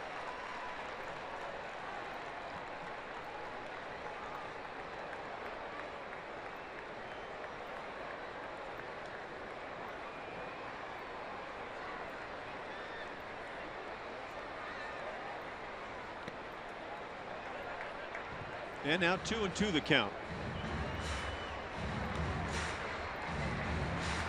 RBIs tonight for the Astros. Jake Marisnick, that came in the 2nd inning on a base hit. And Evan Gattis, a 3rd inning single driving in a run.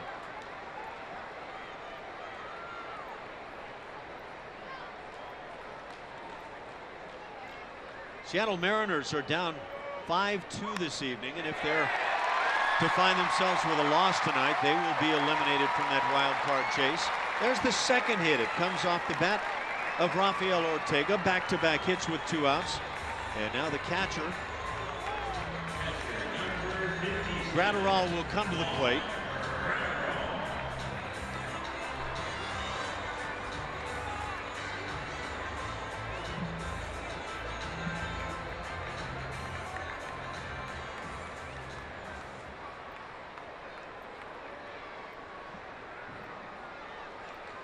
Juan Gratterall on his evening. 0 for 1, grounded out to first base. 2nd out of the 3rd inning. Takes a good curveball.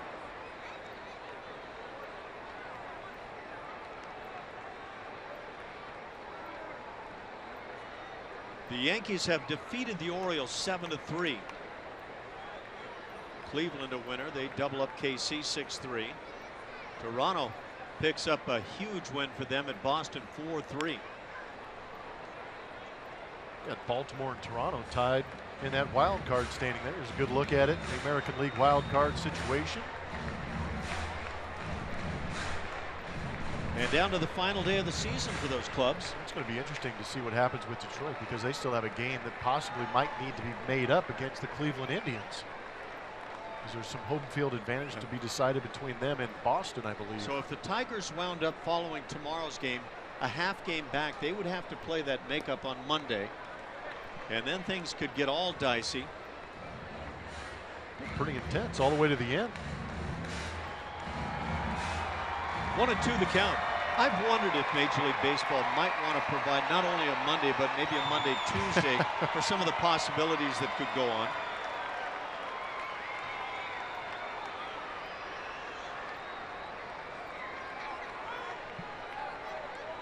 Gratterall with his Major League debut September 2nd. After 11 years in the minor leagues, he's down on strikes as Colin McHugh gets through the 5th inning. The perfect game is gone, but it's still a shutout, 2-0 after 5.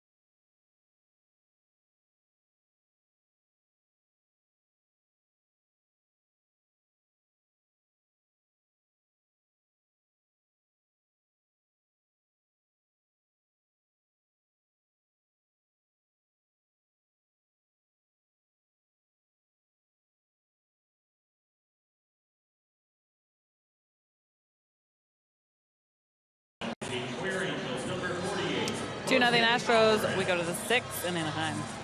Follow Astros Baseball Live with MLB.com's @BAT app. Stay up to the moment with Game Day StatCast Live highlights and more, even at the games with Minute Maid Park's new Wi-Fi. Download the app for your phone or tablet now. Ash. It's 2-0 Houston. We go to the 6th inning. 8-9-1 coming up for the Stros. They'll do it against another pitcher for the Halos, left-hander Jose Alvarez.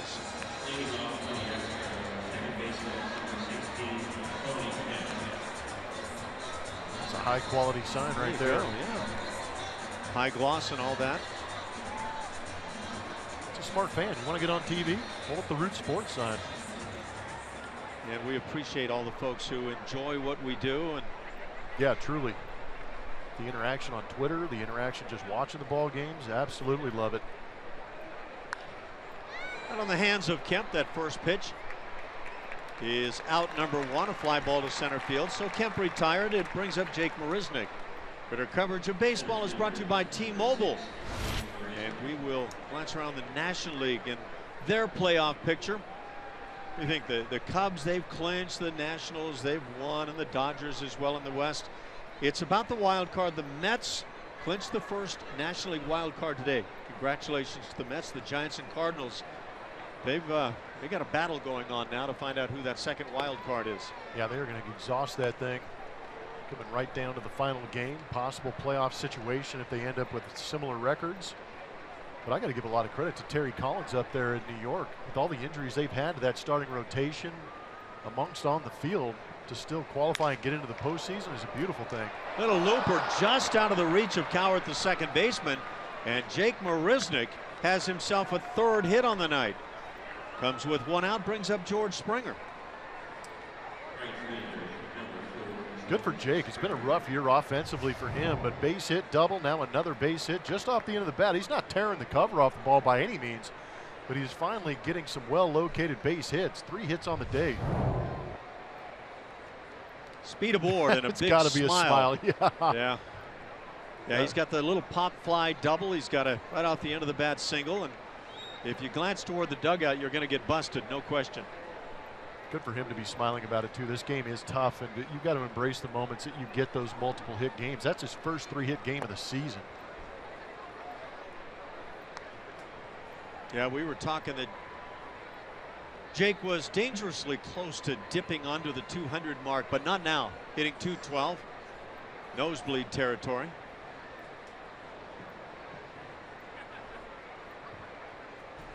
One out, 1-0 the count on Springer, who's 0 for 3 tonight, riding a 10-game hitting streak. Little fly ball into right field. Coming on Calhoun, he'll make the catch. 2 down. Brings up Yuli Gurriel.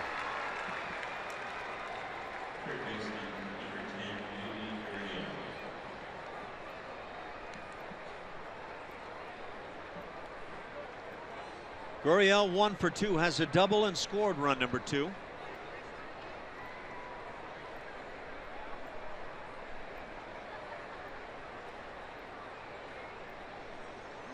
Had his batting average well above the 300 mark for a good while, but has come back down to earth. But I think we both have gotten the sense with Gurriel that the swing's too good to hold him down for a long time, I think. And think about how long it was before he started playing baseball again. I mean, he might be going through a little bit of a dead body syndrome. You know, legs getting a little bit weak. I mean, he was pretty much thrust into the big leagues after just playing a couple weeks in the minor leagues. So you talk about grinds. He's just maybe in the 2nd, 3rd month of his season, so to speak. Kind of coming out of spring training and kind of getting it all underway. That said, is spring training the right length? Too long, too short? Yeah, too long.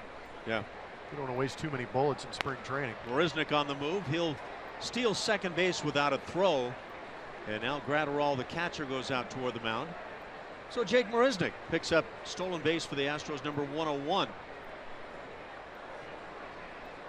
That's the 10th on the year against 5 caught stealings for Jake.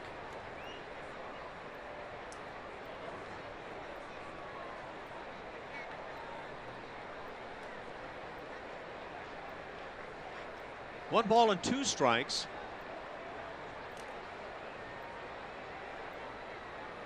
Gurriel trying to improve upon this 2-0 Houston lead.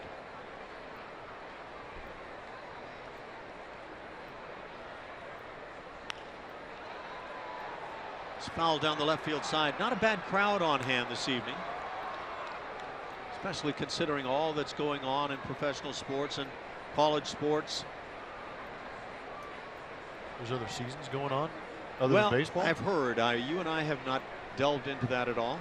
I am laser focused on these games here, Ash. I know that. You don't need to tell me. Got a little Ryder Cup even going on, huh? What? I hear. I'll talk to you about it later. Yeah, I'm going to need to be filled on. Ground ball, right side, and a nice stop by Coward. He'll get up and throw out Yuli Gurriel. And that'll do it for the Astros. That cuts off a would-be run. Through 5.5, 2-0 Houston.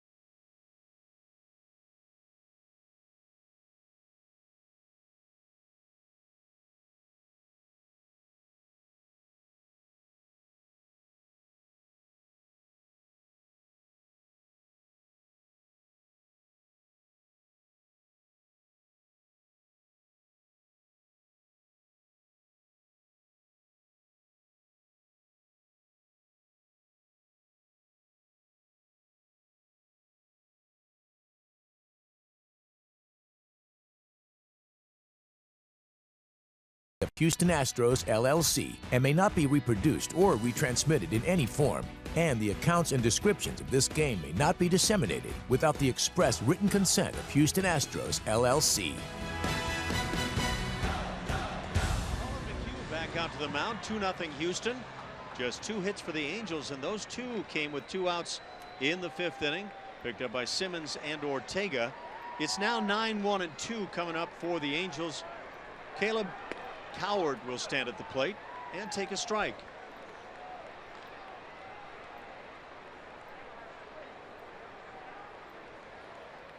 That batting average at 183 for Coward. Just made a nice play at second base as he robbed Yuli Gurriel.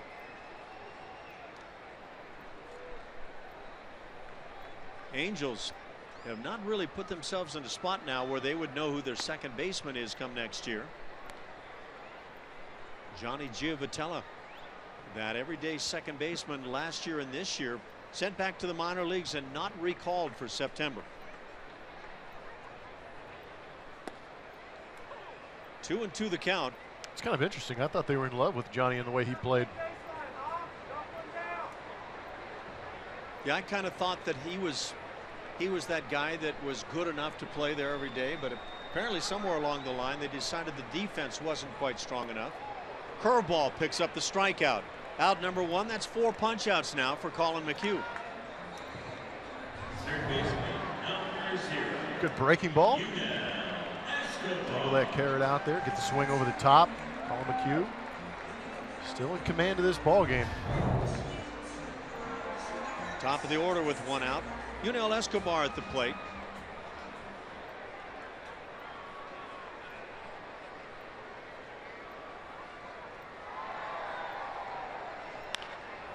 chopper to short. That'll back up Correa. Uses that good strong arm for the second out of the inning. And Cole Calhoun will come to the plate.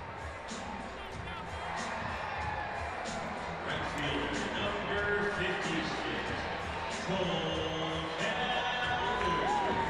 Calhoun 0 for 2 tonight.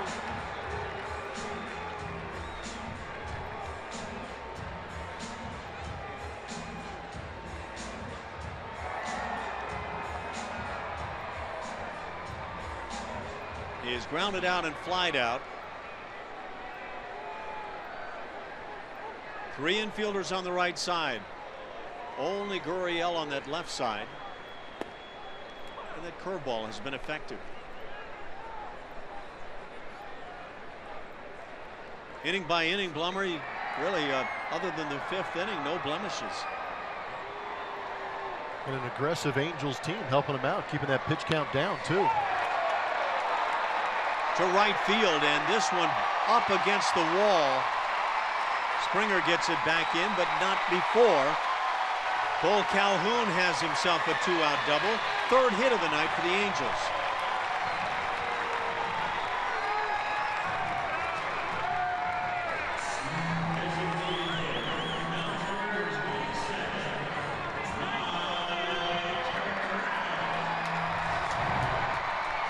Calhoun's a good hitter.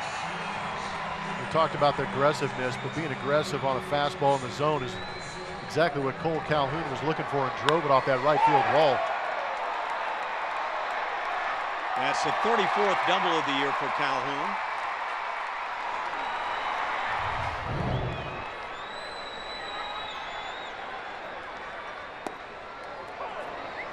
And now it's Mike Trout again. He's grounded out twice tonight. Really hasn't hit the ball sharply.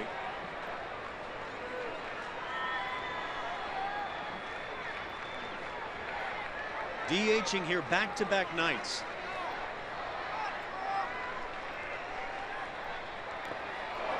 And now gets a little overly aggressive.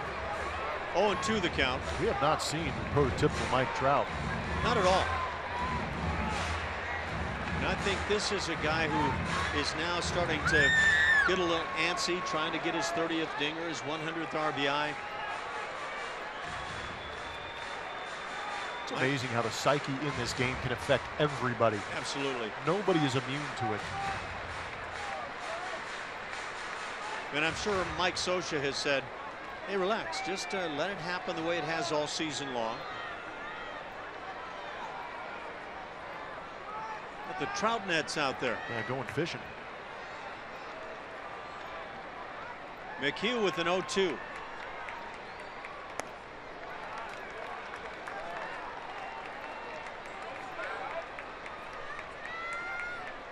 Kind of one of the standard ways that so many people go after Trout once they get ahead.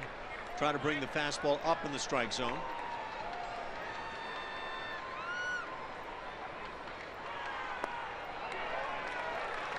Two and two. First base is open. C.J. Cron waits on deck.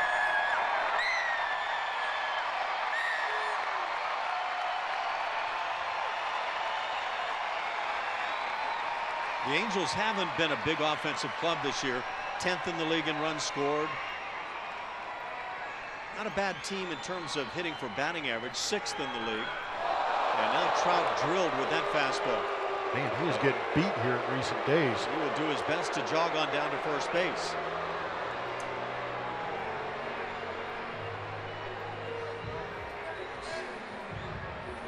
Series before this, the Oakland A's were in town, and Mike Trout took a 98-mile-an-hour fastball from John Axford right behind the left shoulder. This one, like a changeup tailing in, gets that front knee of Mike Trout. Again, you get hit on those joints, not too much muscle around it. Yeah, even with the changeup, you hit the right spot. That's going to be tough. Charlie horse.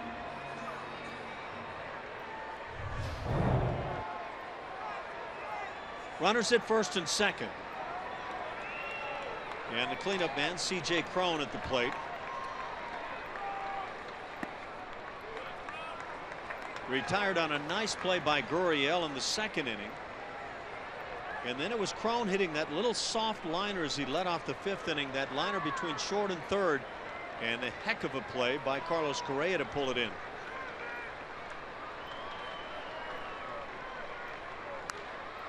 Good swing as Cron fouls it back.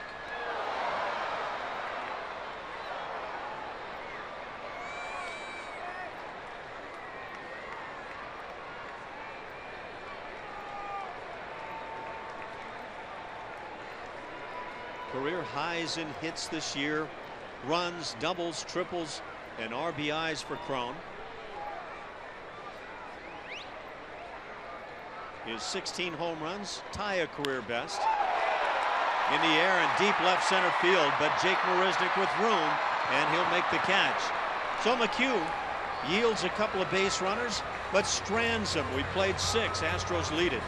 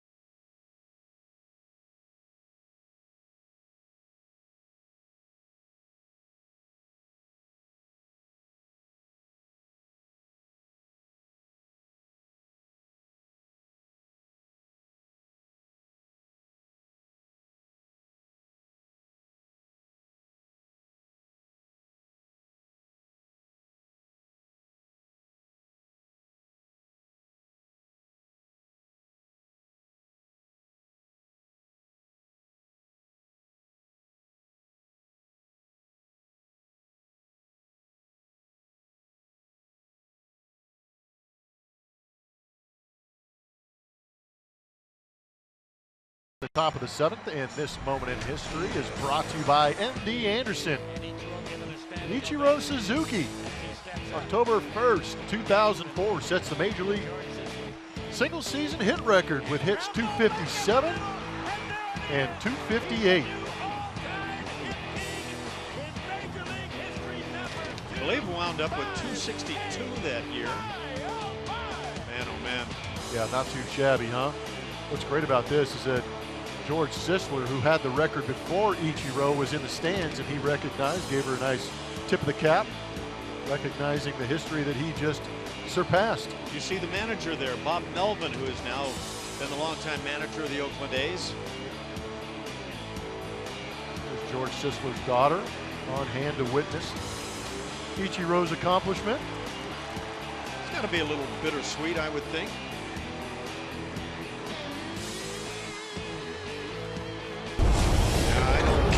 I don't know how a man gets to 262 in terms of hits, but he did it. Astros on top 2-0. Oh, there we go. There's a guy that can compete with it. Jose Altuve has his 2nd hit of the night. 215 for Jose Altuve on the season.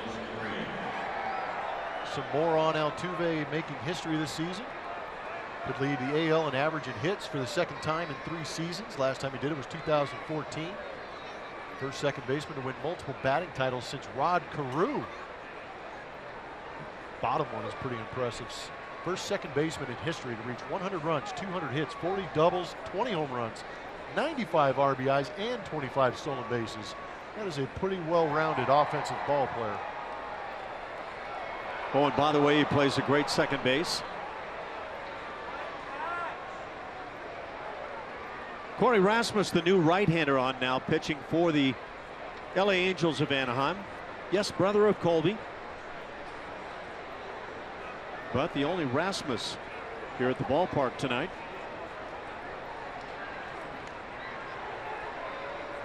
think the Angels know that Jose Altuve needs one more bag to get to 30.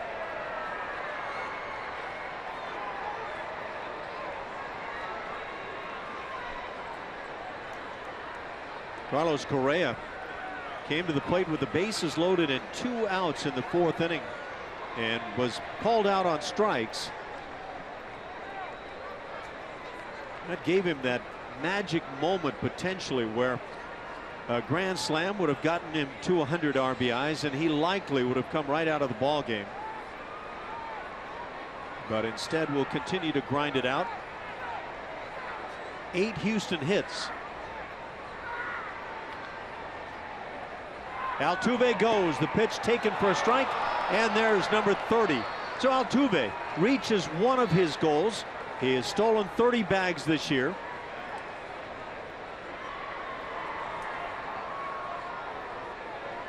Congratulations, Altuve. Great jump, of course.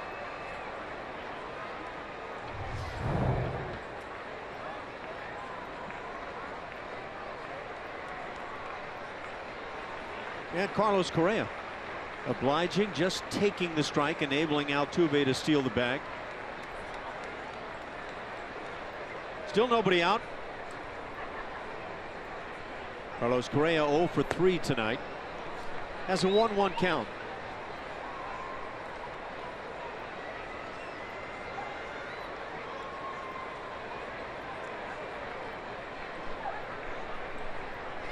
And Altuve leading away from second base. 6 pitchers on the night for the Angels. 1-2 now on Carlos.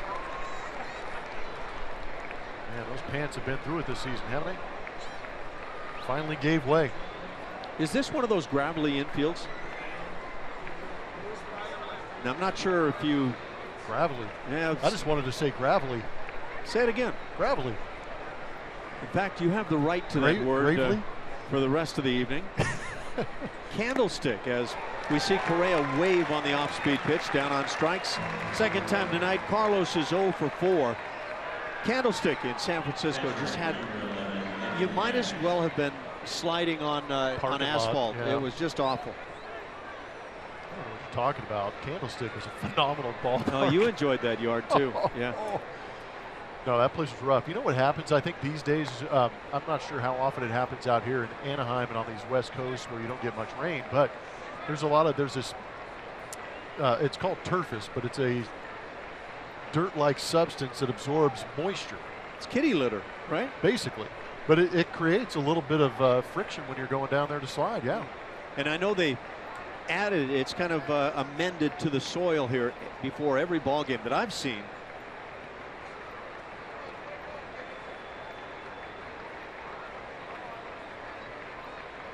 Kids at home who are staying up are thinking, boy, I'd gladly play on that infield. Oh, are you kidding me? Infields in the big leagues are the most pure thing any baseball player will ever play on. Evan Gattis takes a pitch in the dirt. Except for Wrigley. Did you, were you one of the guys like Lance Berkman who just loved playing at Wrigley? You know what? Up until maybe the last 2 or 3 years of my career, I hated playing infield at Wrigley. Now, of course, I jest. Lance Berkman vocalized that he hated Wrigley Field. He said that when the time comes, he will push the button to get rid of that ballpark. But they've enhanced that thing quite a bit. It's going to be around for a while, and it's a great venue to go watch a game. Line drive into left field. That's a base hit. Altuve is going to come to the plate. Here comes the throw, not in time. Altuve scores another run. RBI single Gattis as the Astros extend the lead to 3-0. Second ribby for Evan and 72 on the year, and those pants are done. They got one more game in them. Good job of the Astros, and Evan Gattis tacking on another run. 2 hits on the day, both RBI hits from Evan Gattis.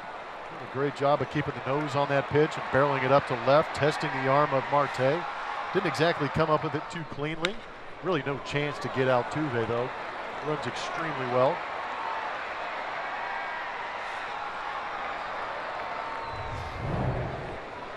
Still just 1 out. Tyler White at the plate. But getting back to Wrigley, it used to have this massive crown on it. And I mean, from the dugout, you couldn't see anybody on the left side of the infield, but they would shave the grass on the infield to be level.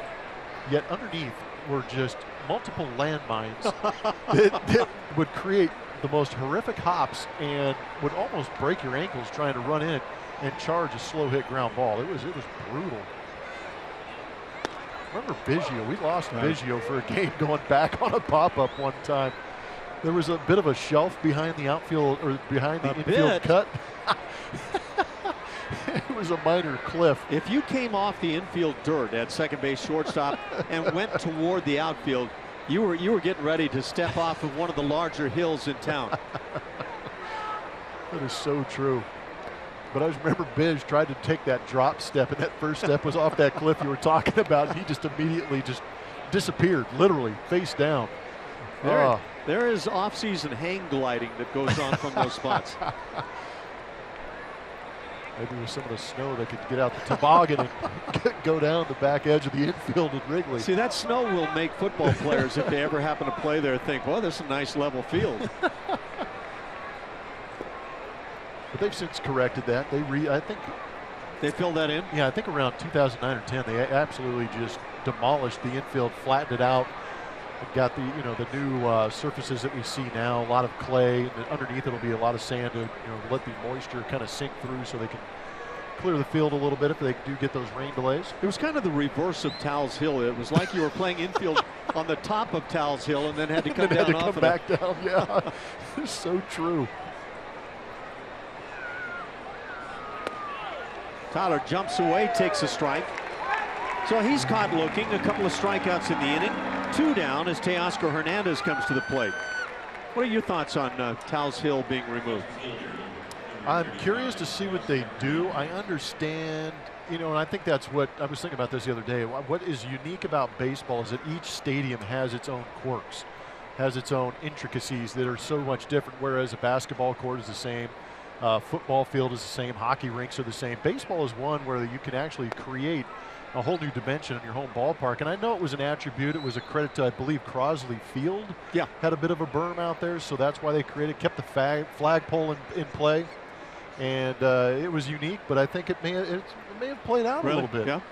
I think Richie Sexson would vote to keep the flagpole in the field of play. More triples for him.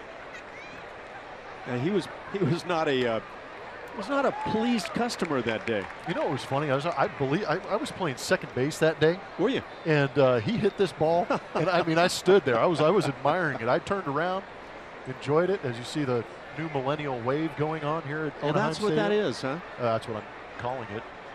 But this ball was absolutely pummeled to center field. Fly ball down the left field side, down in the corner, and this one is a fair ball and kicks into the seats. It'll be a double. Evan Gattis will be stopped at third base. So with that ball going into the seats, that costs the Astros a run. It's a 2-out double for Teoscar Hernandez, putting runners at second and third for Tony Kemp. Pretty good drive by Teoscar, second hit on the day. Hunting that heater. That was a good job. Get the barrel. It kind of got off the end of the bat a little bit, or else he might have driven this ball out of here. Watch this ball if we get a chance. I'm wondering if this ball came up off the wall and hit the left fielder before it kicked into the seats. I believe it did. Yeah, I think that's what happened. And if that's the case, would the umpires waive the holding of the runner at third base? Watch this ball come off the wall and then off the glove of the left fielder, Marte. Yeah. Gattis scored easy.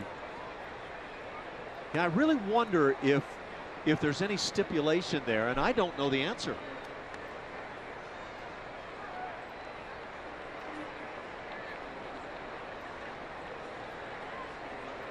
$32,487 on hand tonight. Yeah, I'm without a response on this. I don't know that I've ever seen this before. When the ball hit Jose Canseco on his head and went over the wall, that was a home run, right? Yes. Ground ball hit to first base. Crone will take it to the bag, and that'll do it. The Astros wind up stranding a pair because of this ground rule double. They do get a run through 6.5, 3-0 Stros.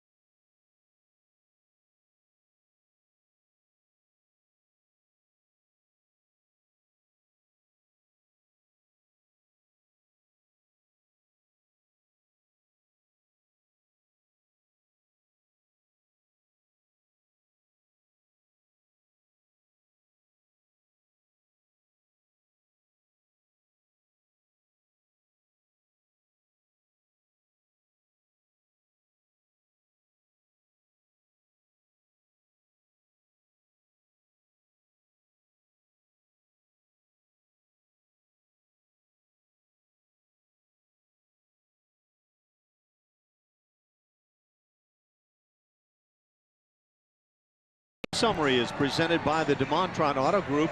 As you see, the Astros with their record. Altuve, a couple of hits tonight, a walk, a couple of stolen bases. He's got 30 bags on the year now. Jake Marisnick with his first 3-hit game of the year. And for the Angels, 6 pitchers used tonight by Mike Scioscia. No runners have gotten beyond second base against Colin McHugh. In fact, McHugh did not yield a base runner until 2 outs in the 5th inning. Had a perfecto going at that point. But back-to-back hits by Simmons and Ortega getting to Colin, but not enough to take him out of the ball game. He works again here in the 7th inning. And again, 3-0 Houston.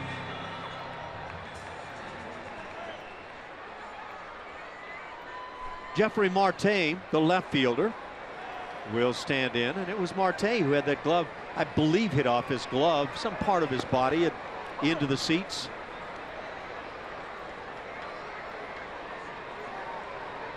Marte, Simmons, and Ortega here in the 7th. Colin McHugh, just 78 pitches. This pitch hit deep to left field. In the corner, and a nice running grab by Teoscar Hernandez. Ball hit maybe a little bit off the end of the bat of Marte. Yeah, it looked like he got a little bit quick on that off-speed pitch from Colin.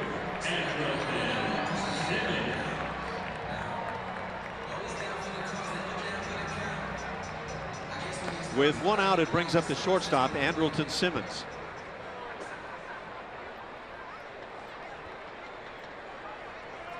He's had a good year and a really good defensive shortstop.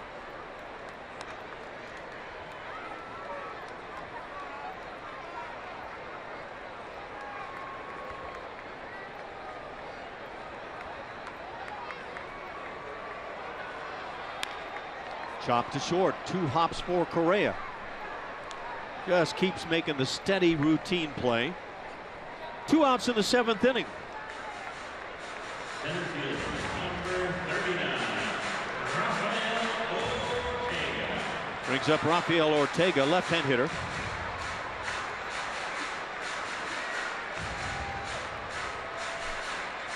Ortega with 1 of the 2 hits on the night in that inning. The 5th inning. Angels have added 1 since, a double by Calhoun. So just 3 Angels hits against Colin McHugh.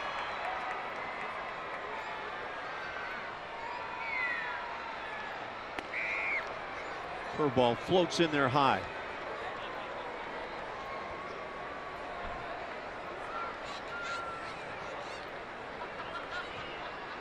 On the other hand, the Astros with 10 hits on their night. The Astros have left 11 base runners tonight. So they haven't been overly efficient and yet lead 3-0. That hook finds the strike zone. 1-2. A.J. Hinch has had his starter pitch very well this evening. Game 161. And again, the curveball chopped to second. Little in between hop there for Tony Kemp, but he gets it done.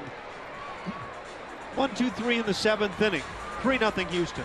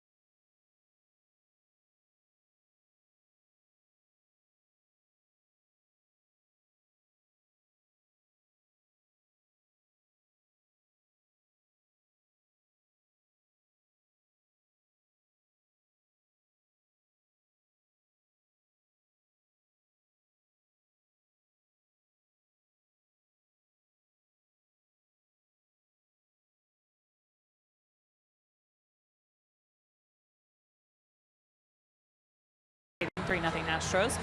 Get a behind-the-scenes look at places like historic Union Station, luxury suites, the Batman Club, and much more with a tour of Minute Maid Park. For more info, visit astros.com/tours or call 713-259-8996 to schedule your tour today. Thanks, Julia. 3-0 Houston, and now former Astros left-hander Brett Oberholzer will go to the mound. Pitcher number 7 for the Angels.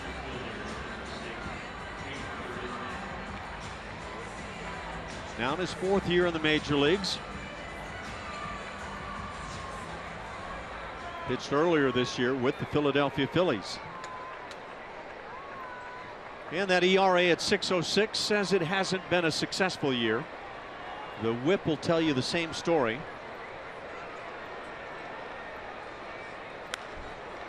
First pitch, pop foul on the left side. Will it stay in play? Not quite, as the third baseman Escobar over to try to make a play.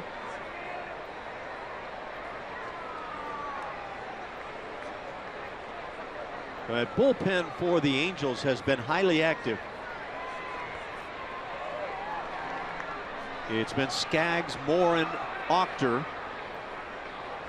Guerra then followed. Alvarez, Rasmussen, now Oberholzer.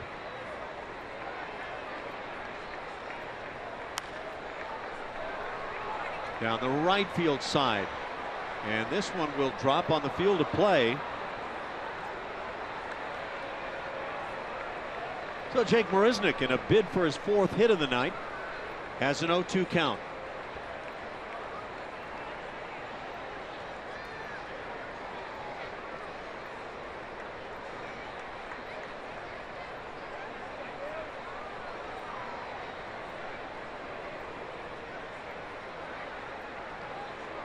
Three runs, 10 hits for Houston. No runs, 3 hits, and an error for the Angels.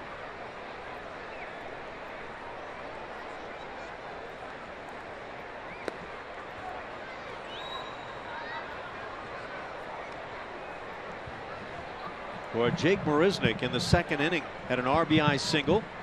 Then hit a little pop fly double in the 4th inning down the right field side. Singled and stole a base in the 6th, but now down on strikes. So they get him for the first time. He's 3 for 4, 1 out, and the top of the order. Academy Sports and Outdoors and the Houston Astros are hitting home runs for Houston. Interesting number right here. Most home runs by division in the American League this year. The AL East. Got some bombers out there. Some hitter-friendly ballparks also lead the way with 1,073 home runs. Central trails 904. I think we would both agree that, generally speaking, the toughest ballparks for home runs on the West Coast. So I'm surprised that those numbers aren't a little bit different there.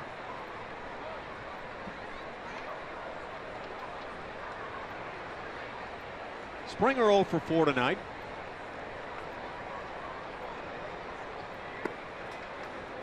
Has a ball and a strike.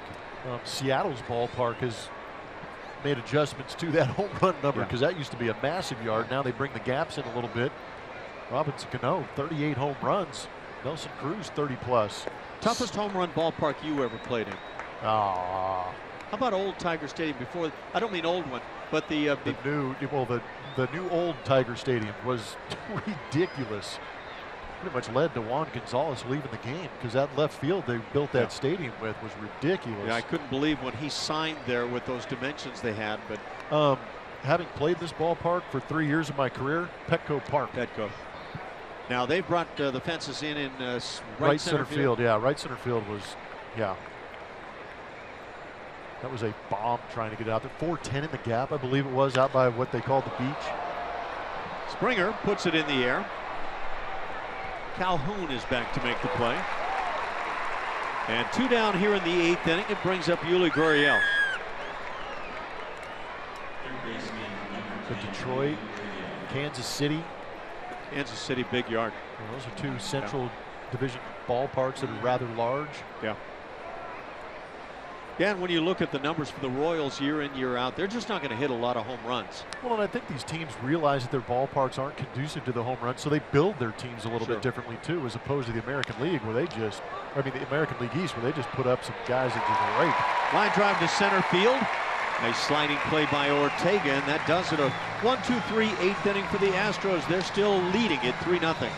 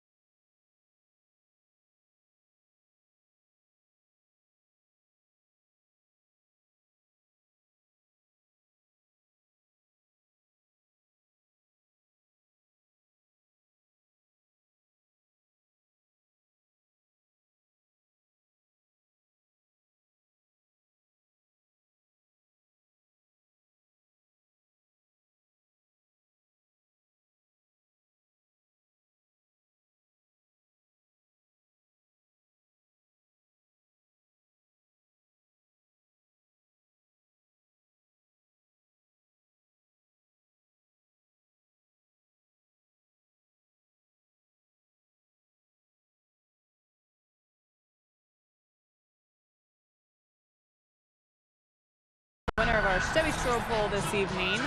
Thanks for voting on our poll today. At Root Sports SW is where you can find our poll question. Who's the Astros' top defensive player of 2016? And I don't think you could have gone wrong here, but George Springer wins with 38%. Isn't it coming in second? And Correa, Altuve, 17%. Like I said, I don't think you can go wrong with any of those guys. Pretty good distribution. It's almost a popularity contest. Yeah, it was like for me, I don't know if you felt the same way. As Julia read each of those names the first time, I thought, yeah, maybe him. Yeah, maybe him. I mean, they're just all so good. We go to the bottom of the 8th inning. Colin McHugh still on the hill, as the Angels sent a pinch hitter, Nick Buss, to the plate.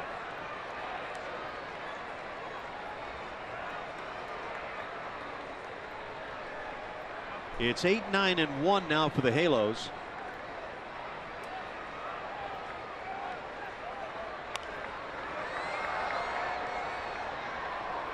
Oh, and 2 the count on Buss.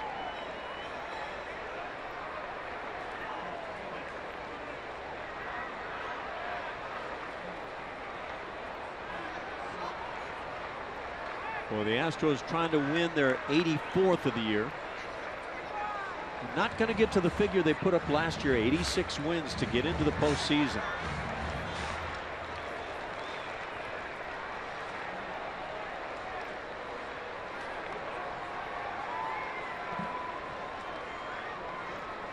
One-two pitch.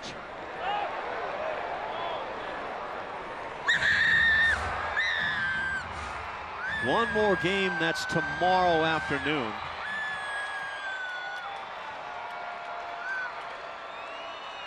.205 start in Houston. 1:30 on that pregame show.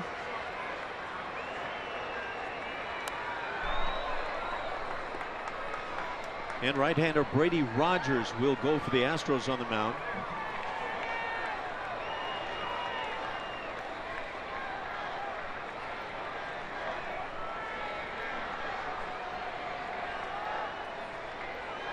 One-two once again.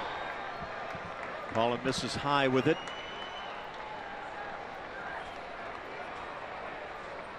Colin McHugh, 4 2/3 innings of perfect baseball here this evening before the Angels picked up a couple of hits. Down the right field side, down in the corner, and that's a foul ball.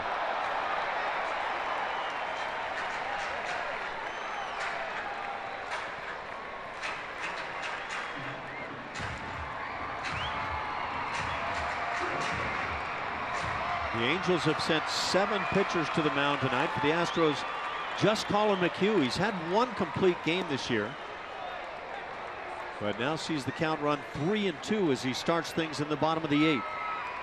Threw that one out there in Arizona.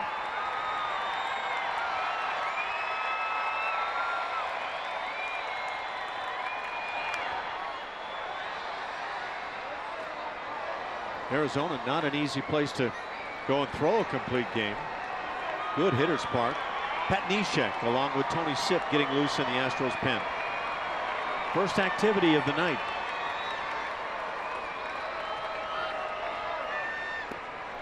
And the breaking ball misses low. So Colin issues his first walk. He's hit a man tonight. That was Mike Trout. George Springer in that defensive side of the game. That's who everybody voted for, and therefore we're going to give you some highlights of George. This was a great play in Chicago. Robbing a home run, taking a couple of different routes to get there. Also has the arm to back it up, airing it out to home plate. 12 assists on the season. Been an absolute joy to watch, and the best part about it, he has been out there for the entire season. Avoided the injury bug this season. Playing in his 161st game of the year, 160 as a starter. And I think it's very laudable that he wants to play in all 162.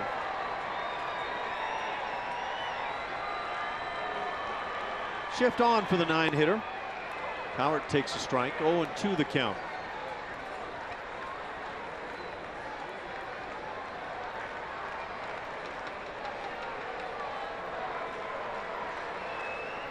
Coward struck out in the 6th inning.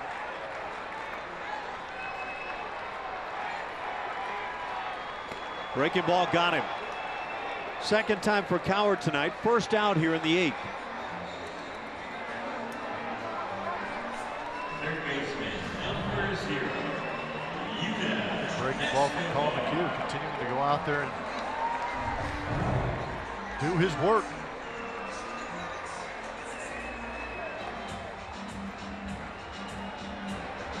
With 1 out the top of the order, Yunel Escobar 0 for 3 with a strikeout. 5 punch-outs for Colin this evening. He's at 98 pitches, so you figure this is likely his final inning one way or the other.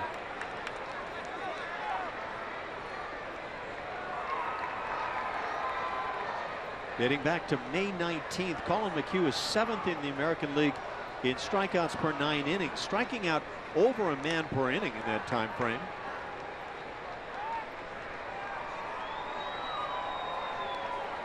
And 10th in the league in strikeout total.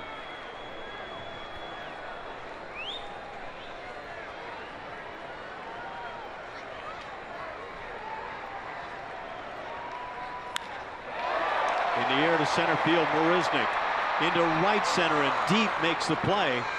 Almost all the way to second base was Buss, and he scampers back to first. 2 down, and it brings up the dangerous Cole Calhoun. It also brings out A.J. Hinch. He points to the bullpen. That's the end of the work tonight and for the season on Colin McHugh. A great performance and a season that could see him win 13 games. A.J. says that's enough. And again, you have to really appreciate what Colin McHugh has done again tonight and on the year. So the Astros go to the bullpen. Tony Sipp will bring it in here, trying to get 1 out in the 8th inning with a dangerous left-hand hitter. 3-0 Houston. We'll be right back.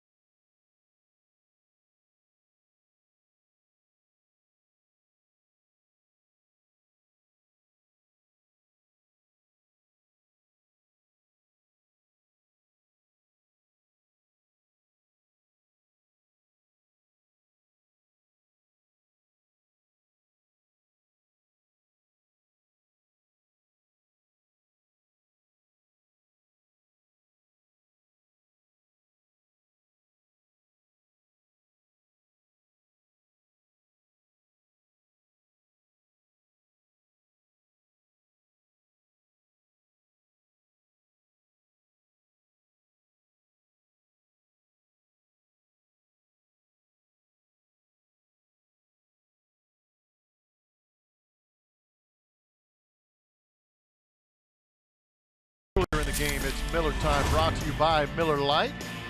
Man of the hour, man of September, Colin McHugh, doing a great job again here to finish out his season, looking for that 13th win on the season. Did a great job, came out here, had an idea and a game plan that he wanted to execute against these Los Angeles Angels of Anaheim, and he did. Saw a good fastball, well located early, good cutter. Seen a couple change-ups from Colin McHugh also, but the breaking ball, obviously a pitch he likes to go to with 2 strikes. Did a phenomenal job at it, and congratulations to Colin McHugh on a very good September. And now it's in the hands of Tony Sipp, trying to get one big left-handed out here. Misses with the slider. That's a really good one to end your season on. And like you say, the month of September just very strong as Colin just keeps putting the Astros in a spot to win.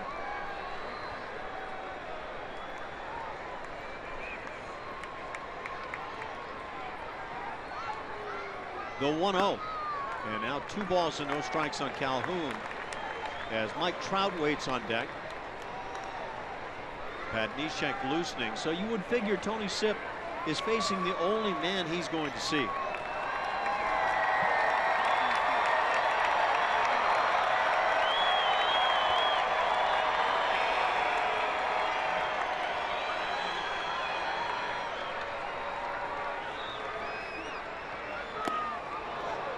Leaves the fastball up at 92 as Calhoun swings through it.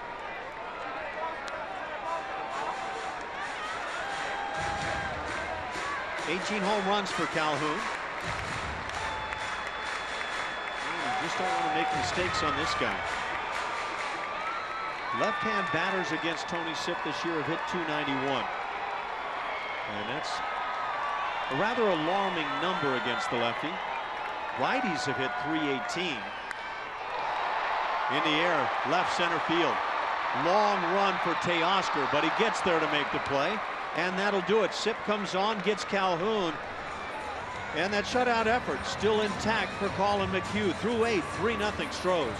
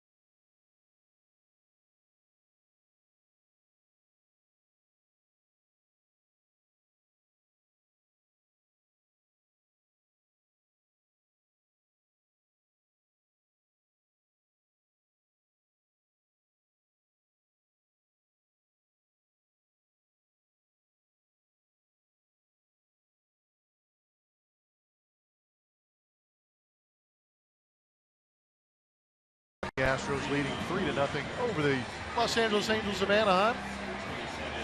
Get a special gift for the Astros fan in your life and have your special message become a part of Minute Maid Park forever with the Astros Brick Paver program. Visit astros.com/bricks for more details. To the 9th inning we go. Jose Altuve playing all the way through here this evening. Has a couple of hits on his night. 2 for 3. Has stolen 2 bags. 30 on the year. .339 the batting average. As he hits one to short, Simmons will throw him out. So Altuve goes 2 for 4 this evening. 1 out in the 9th inning. It's a rather veteran move on Altuve's part. He's already got a couple of knocks out of the way on the day. Go ahead and be aggressive on that first pitch. Speed things up just a little bit. Brings up Carlos Correa. He's had a long night offensively. 0 for 4 with a strikeout. In fact, a couple of strikeouts for Carlos tonight. But he's played very well defensively. And that has been exactly what Colin McHugh needed. As you look at the Angels in the 9th inning, it's 3, 4, 5, Trout, Cron, and Marte. Tell you what, Colin McHugh for me tonight, we know that the Astros were knocked out of the playoffs on that day off, but Colin McHugh understanding that he has a good month of September going, finished extremely strong. He could have checked out and just told AJ that he was going to throw 5 innings and bail. Carlos Correa hits a line shot as Escobar makes the play. So Correa robbed. He's 0 for 5. Yeah. Did Colin McHugh make it look almost effortless for you? No, I completely feel that way. When he was perfect through the first 4 innings, I couldn't believe how efficient, how relaxed he was out there. And now Evan Gattis stands in, the 5-hitter. 2 for 4 on his night. Has driven in a pair of runs. The Astros getting at bats against their former lefty, Brett Oberholzer. And now Ken Giles gets it loose for the 9th inning.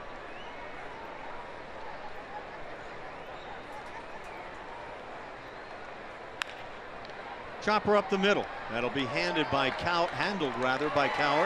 He'll throw him out a 1-2-3 inning. So Brett Oberholzer glides through. We go to the bottom of the 9th inning. 3-0 Houston.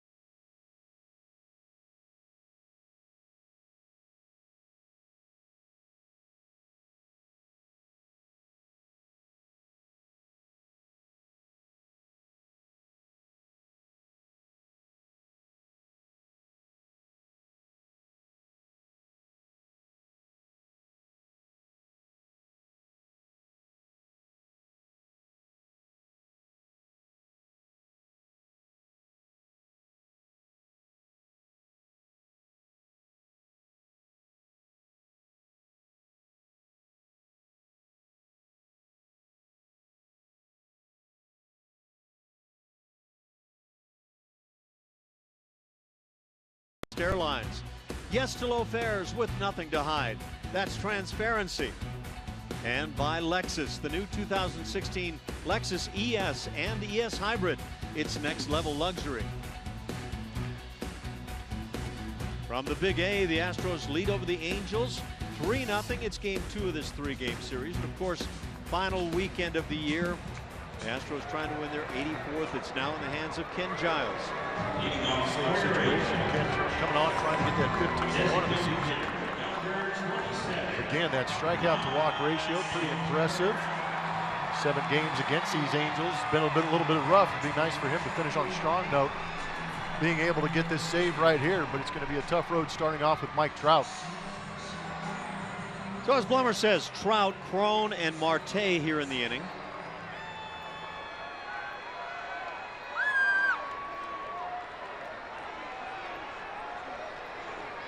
And Giles with his first pitch.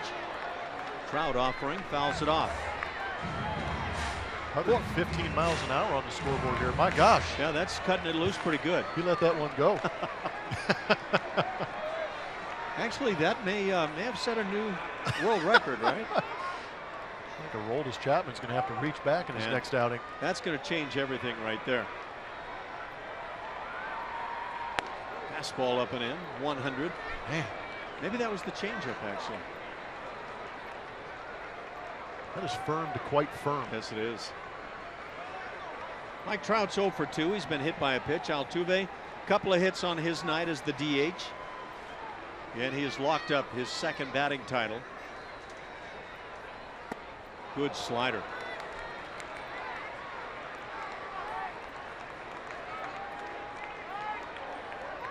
Colin McHugh finished with 5 strikeouts.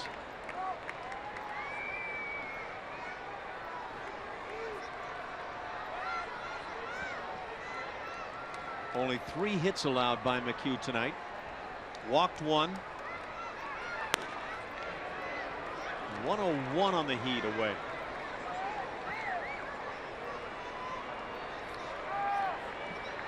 So 115 on the velocity. Huh. Yeah, that gunner might be a little bit quick in Anaheim. Yeah, they were anticipating. The 2-2 slider. The bat goes through, but now the ball goes to the backstop. Trout didn't know it. Gaddis with time to make the play, and he'll get the out. So a break for the Astros as Mike Trout did not realize this pitch had gotten by Evan Gaddis. And that's a nice first out of the inning. Tell you what, that was not a comfortable at bat for a very good baseball player, Mike Trout. A couple of heaters around 100 miles an hour, and then the turbo slider down in the zone. You can watch the reaction of Mike Trout. He is check swing. He couldn't believe it. But like you said, he was more trying to figure out what that pitch was than he was trying to figure out where the ball was. Evan Gaddis lost the blocking skills right there, but still gets the out. 1 out for C.J. Crone. And the slider in for a called strike. Well, in Evan's defense, Ken Giles' slider is like most guys' fastball. Very true. As far as velocity. Right close to 90 miles an hour. J.R. Richard used to throw a slider right in that 90-91 range. How fun was that to catch? It was a joy. It was fine when it was airborne. I was going to say, as soon as you see the angle of that going into the dirt, watch out. Ball and a strike.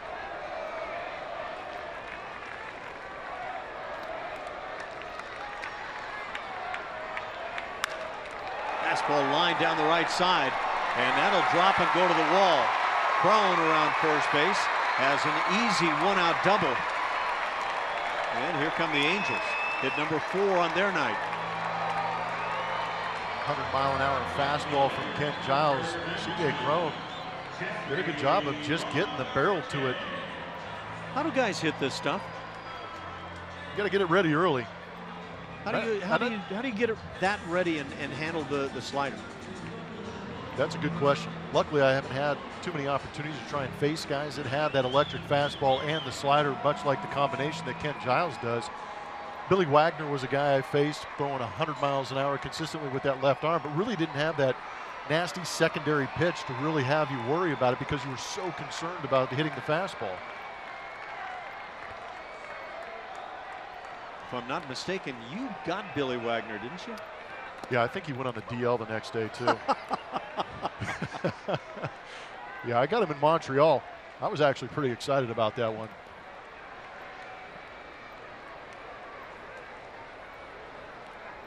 Whereas when we say you got him, that means you took him to the bridge and beyond. Put him in the book. There's one we always used. We had a guy in the book. It means we hit a home run off him. I actually was bringing up some old Boog Powell. Boogie used to always say, "You took him to the bridge and beyond." Really? Yeah. It was, I like it. A lot of guys have had their different lines for the home run. Ball and a strike on Marte. 0 for 3 tonight with the strikeout. Bat starts on the slider. And so when we talk about that ability to adjust to the slider when a guy throws 100, really tough. Yeah, you got to have an amazing ability to pick the baseball up early out of the pitcher's hand. Your fundamentals as a hitter better be perfect to be able to pull that off. Well, you saw right there, Marte unable to check the swing. But by the time the brain processes that it's going to be a slider out of the zone, trying to hold up the swing, it's not that easy.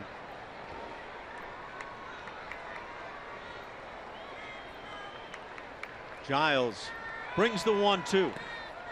And Gaddis now getting to a knee on that slider. Good job on that one.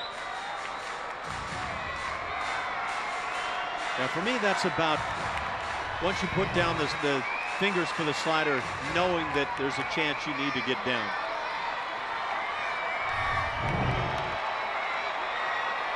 With a 2-strike count, you almost assume it's going to be in the dirt, don't you? From there, or if there's a man on base, you make that assumption. Off the hands, little pop, shallow in left field. Correa going out, backing and makes the play. And now 2 down as Cron remains at second. Andrelton Simmons comes to the plate.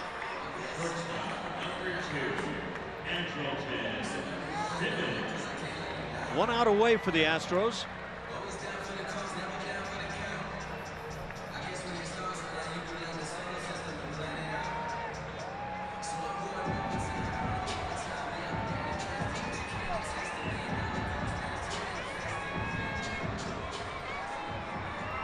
Simmons on the night, 1 for 3 at a 5th inning single.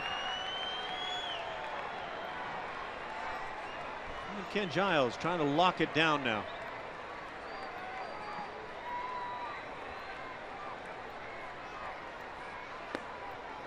Slider bends low.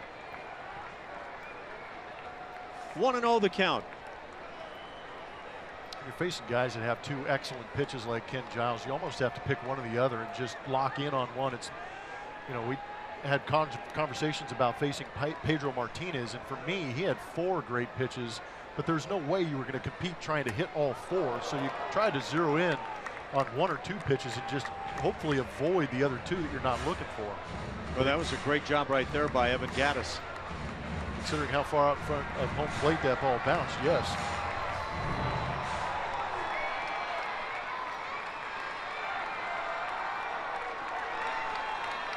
Wow. Keeps it right in front. Right in the grill. Yep. 2 balls, no strikes, and you don't want another runner because then you start facing the tying run. It's 3 balls and no strikes.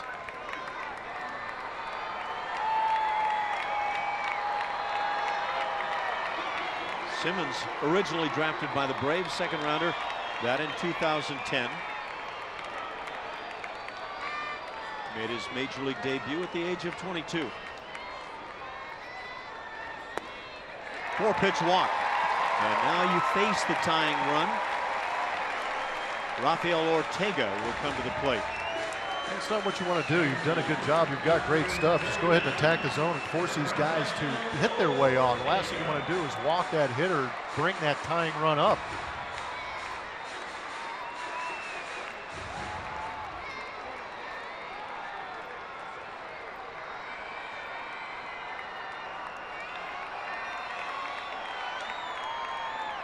So Ortega stands in. He's 1 for 3.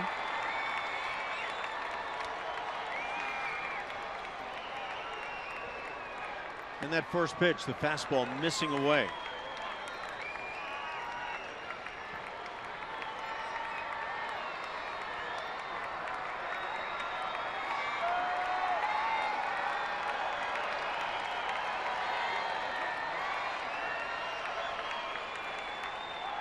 Giles